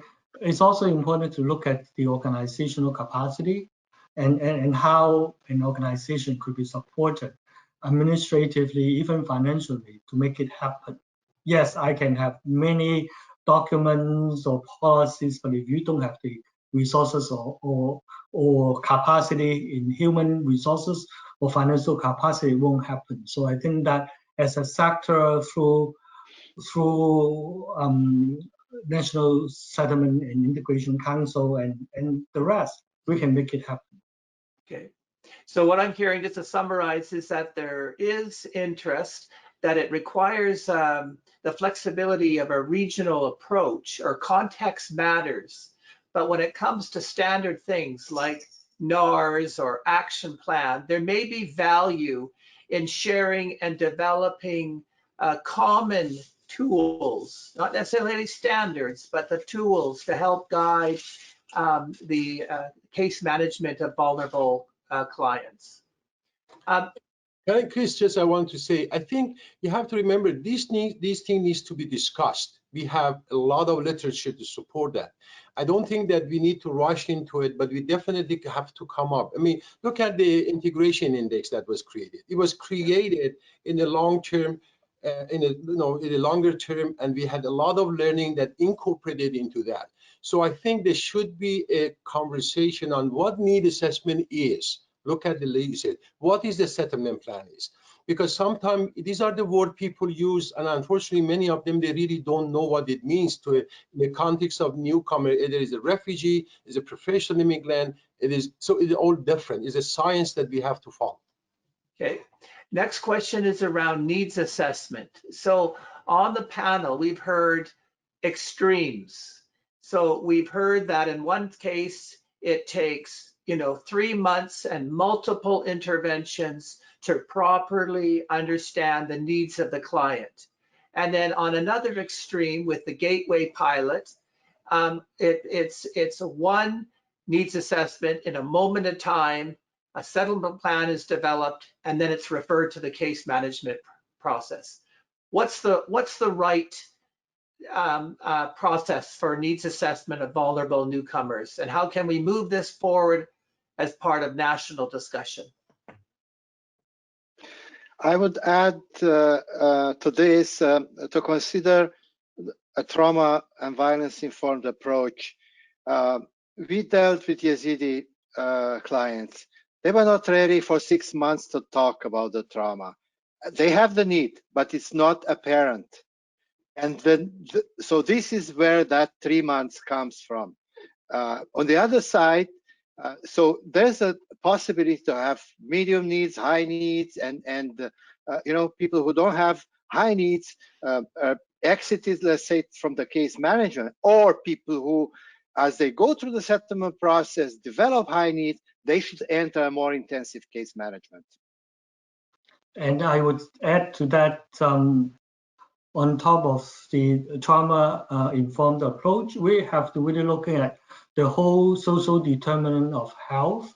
That is what in BC we are talking more, is to really looking at the overall mental well-being is how we want to approach it. Yes, there are many practical interventions that we need to do first, but through the connection, through the trust, through the revelation, that we can really know what is the best and in what pace we can really support our kind.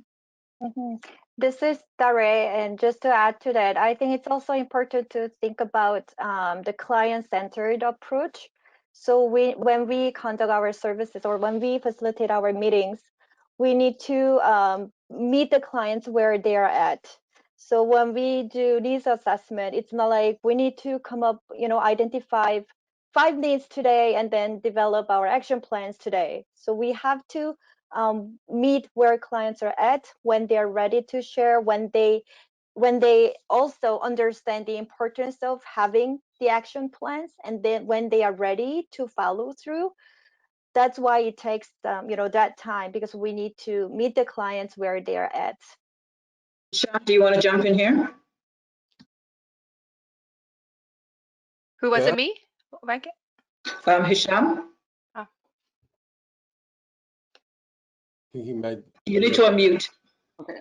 I think I agree with a lot of what's being said here, but for me personally, in the whole, what I found really interesting about this is that Quebec's case is a bit, I guess, is a bit different from the rest of Canada when it comes to those issues. I feel like there's that CSS that you've been talking about that I don't really know about.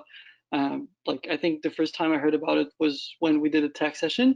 I think it would be interesting for us to see the different things that are also happening in the rest of the country, and to be able to also share what we're doing here, because I guess even if I agree with Valerian when he talked about the outcome, it's not necessarily the same. And I think also when it comes to the approach here, I don't know how to say this in English, but I think I don't know if the translation is working, but I would say de mieux de travailler plus ensemble au lieu d'avoir une approche par silo. Airvoice. Yeah, I think we have to go, because a lot of work we have done in past many years. We have a settlement and integration journey mapped by agencies. IRC is part of the logic model. We know people go through a process. They go to pre-arrival, initial settlement, midterm settlement, and ongoing settlement, and integration really start from the day they come to the airport and talk to the first taxi driver. So I think if you put that map in front of us, then we can understand how the changes, the needs are changing. So if somebody if you have somebody arrive today, you do the need assessment, that need assessment is only good for maybe 3 weeks. Yeah. But again, that ability to have actually people to do their own need assessment, but coming in with our staff to confirm that and strategize action plan, I think this is the thinking process that I would say we should look at. And we shouldn't invent the wheel. There are already research done, tons of it. Yeah, I would just add that, like a needs assessment, we do them 5 times a year. We create one settlement plan, but we're always referring back to it. It is critical because that's part of, it's a basic premise of case management, is monitoring and evaluation. And that's how I define monitoring and evaluation, is checking in with the client, seeing how they're doing, how are we doing, have we done our job? How can we support them as people, as people settle and integrate, they learn and grow and their needs change. And some people can settle faster than others. There's never going to be one particular type of refugee where we can just create this prototypical model, and we have to be prepared and build that flexibility and that check-in into the system. And that is all resource intensive. I think I've heard that word a lot, of an intensive case management. And that is what's required in the beginning, because we've also talked about being trauma informed, and that basis of developing that trust with often people who've never had trust is that consistency where you're always there, and that you know that relationship model, it's critical. Thank you. One last question and then back to you, Debbie. We've been concentrating on providing virtual case management for vulnerable clients during COVID, but when it comes to privately sponsored refugees, their sponsors need to be involved and aware of settlement plans. How can we best keep sponsors in the loop in a virtual case management model? Anybody want to take that question on? So the whole issue of engaging privately sponsored refugee sponsors in virtual case management. I can, as somebody, as an agency that actually is a SAW, so I can maybe start and others can follow. I think there's a bigger question than that. I think if you look at the IRCC target, we're planning for 19,000 people coming as the PSR. With the situation we have, obviously, they're not going to happen. But I think one of the things we have advantages as a GAR, as a RAP providers, we have so much resources, but they don't have that resources. So that a question I think has to be answered in a bigger question is how, as a SPO, as a RAP provider, we're going to support the SAWs in our community to be encouraged or to be comfortable to take the risk of bringing people here.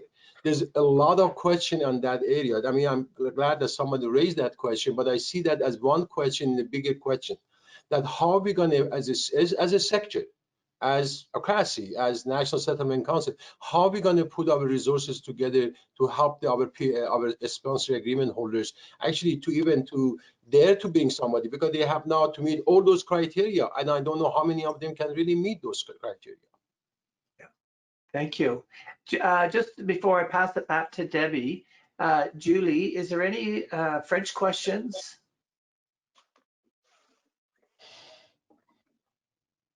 Hi, Chris, this is Julie. There are a couple French questions, but they're more detail oriented and they are on the Slido. There was a question for Isham. Isham? Yes. It is, I'm just pulling this up here. And then also a clarification question for Valerian. So Isham, quel est le nom du projet pilote encore? Can you repeat the name of the pilot project? And also, quel type d'activité vous avez réalisé pour les nouveaux immigrants? That was for Valerian. What kind of services have you offered and do you offer to newcomers? Okay, so the project I was talking about, the name is, it's Projet Pilote ICI, so Intervenant Communautaire Socioculturel.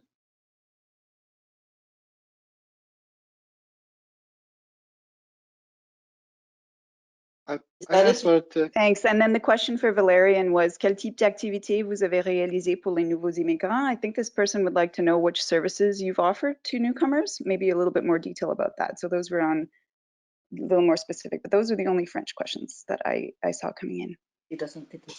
Donc en français, le programme d'assistance pour les réfugiés parrainés par le gouvernement, le Client Support Services, l'évaluation langagière, des connexions communautaires, des programmes d'emploi. On a des travailleurs en établissement dans les écoles, des programmes d'orientation, traduction, interprétation, donc tout un éventail de programmes qui sont offerts par notre agence à London. Okay, back to you, Debbie. Thank you very much. Technology, in the middle of it, my laptop failed, so I'm quickly had to set up on my iPad. Melissa, ignore my calls, please. So thank you all. Good conversation. I think that there is much more for us to discuss as we move forward.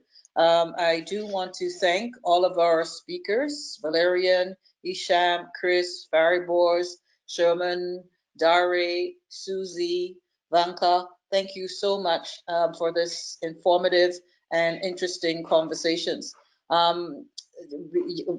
For both of the webinars, we will be sending you out any documents or materials that have come up. There's a wonderful suggestion for those who are working in case management to share their products, and that will be done on settlement.org. I'm very pleased that as a sector we continue to support each other, knowing that we work from coast to coast to coast, and it is critically important that we continue to share best and promising practices with each other. Chris, anything to add before we sign off? I just want to say, this concludes our first ever simultaneous interpreted virtual learning event. I want to thank Melissa for all her logistical supports and putting this together in such a short time. I also want to thank Khan, who's working behind the scenes with the technology to make this available, accessible to everyone across the country. There is an evaluation. We hope that you'll take the time to give us your feedback on this last 4 hours. We want to build upon this model and engage the sector and other topics, but want to hear from you what worked, what didn't work, and how can we improve. And also just a reminder as well that the discussions that took place around case management will be provided formally to the federal, provincial, territorial government representatives, part of NSYNC, on June 22nd. So we want to continue to elevate and engage the sector around best practices on supporting vulnerable newcomers on settlement case management. So thanks everyone.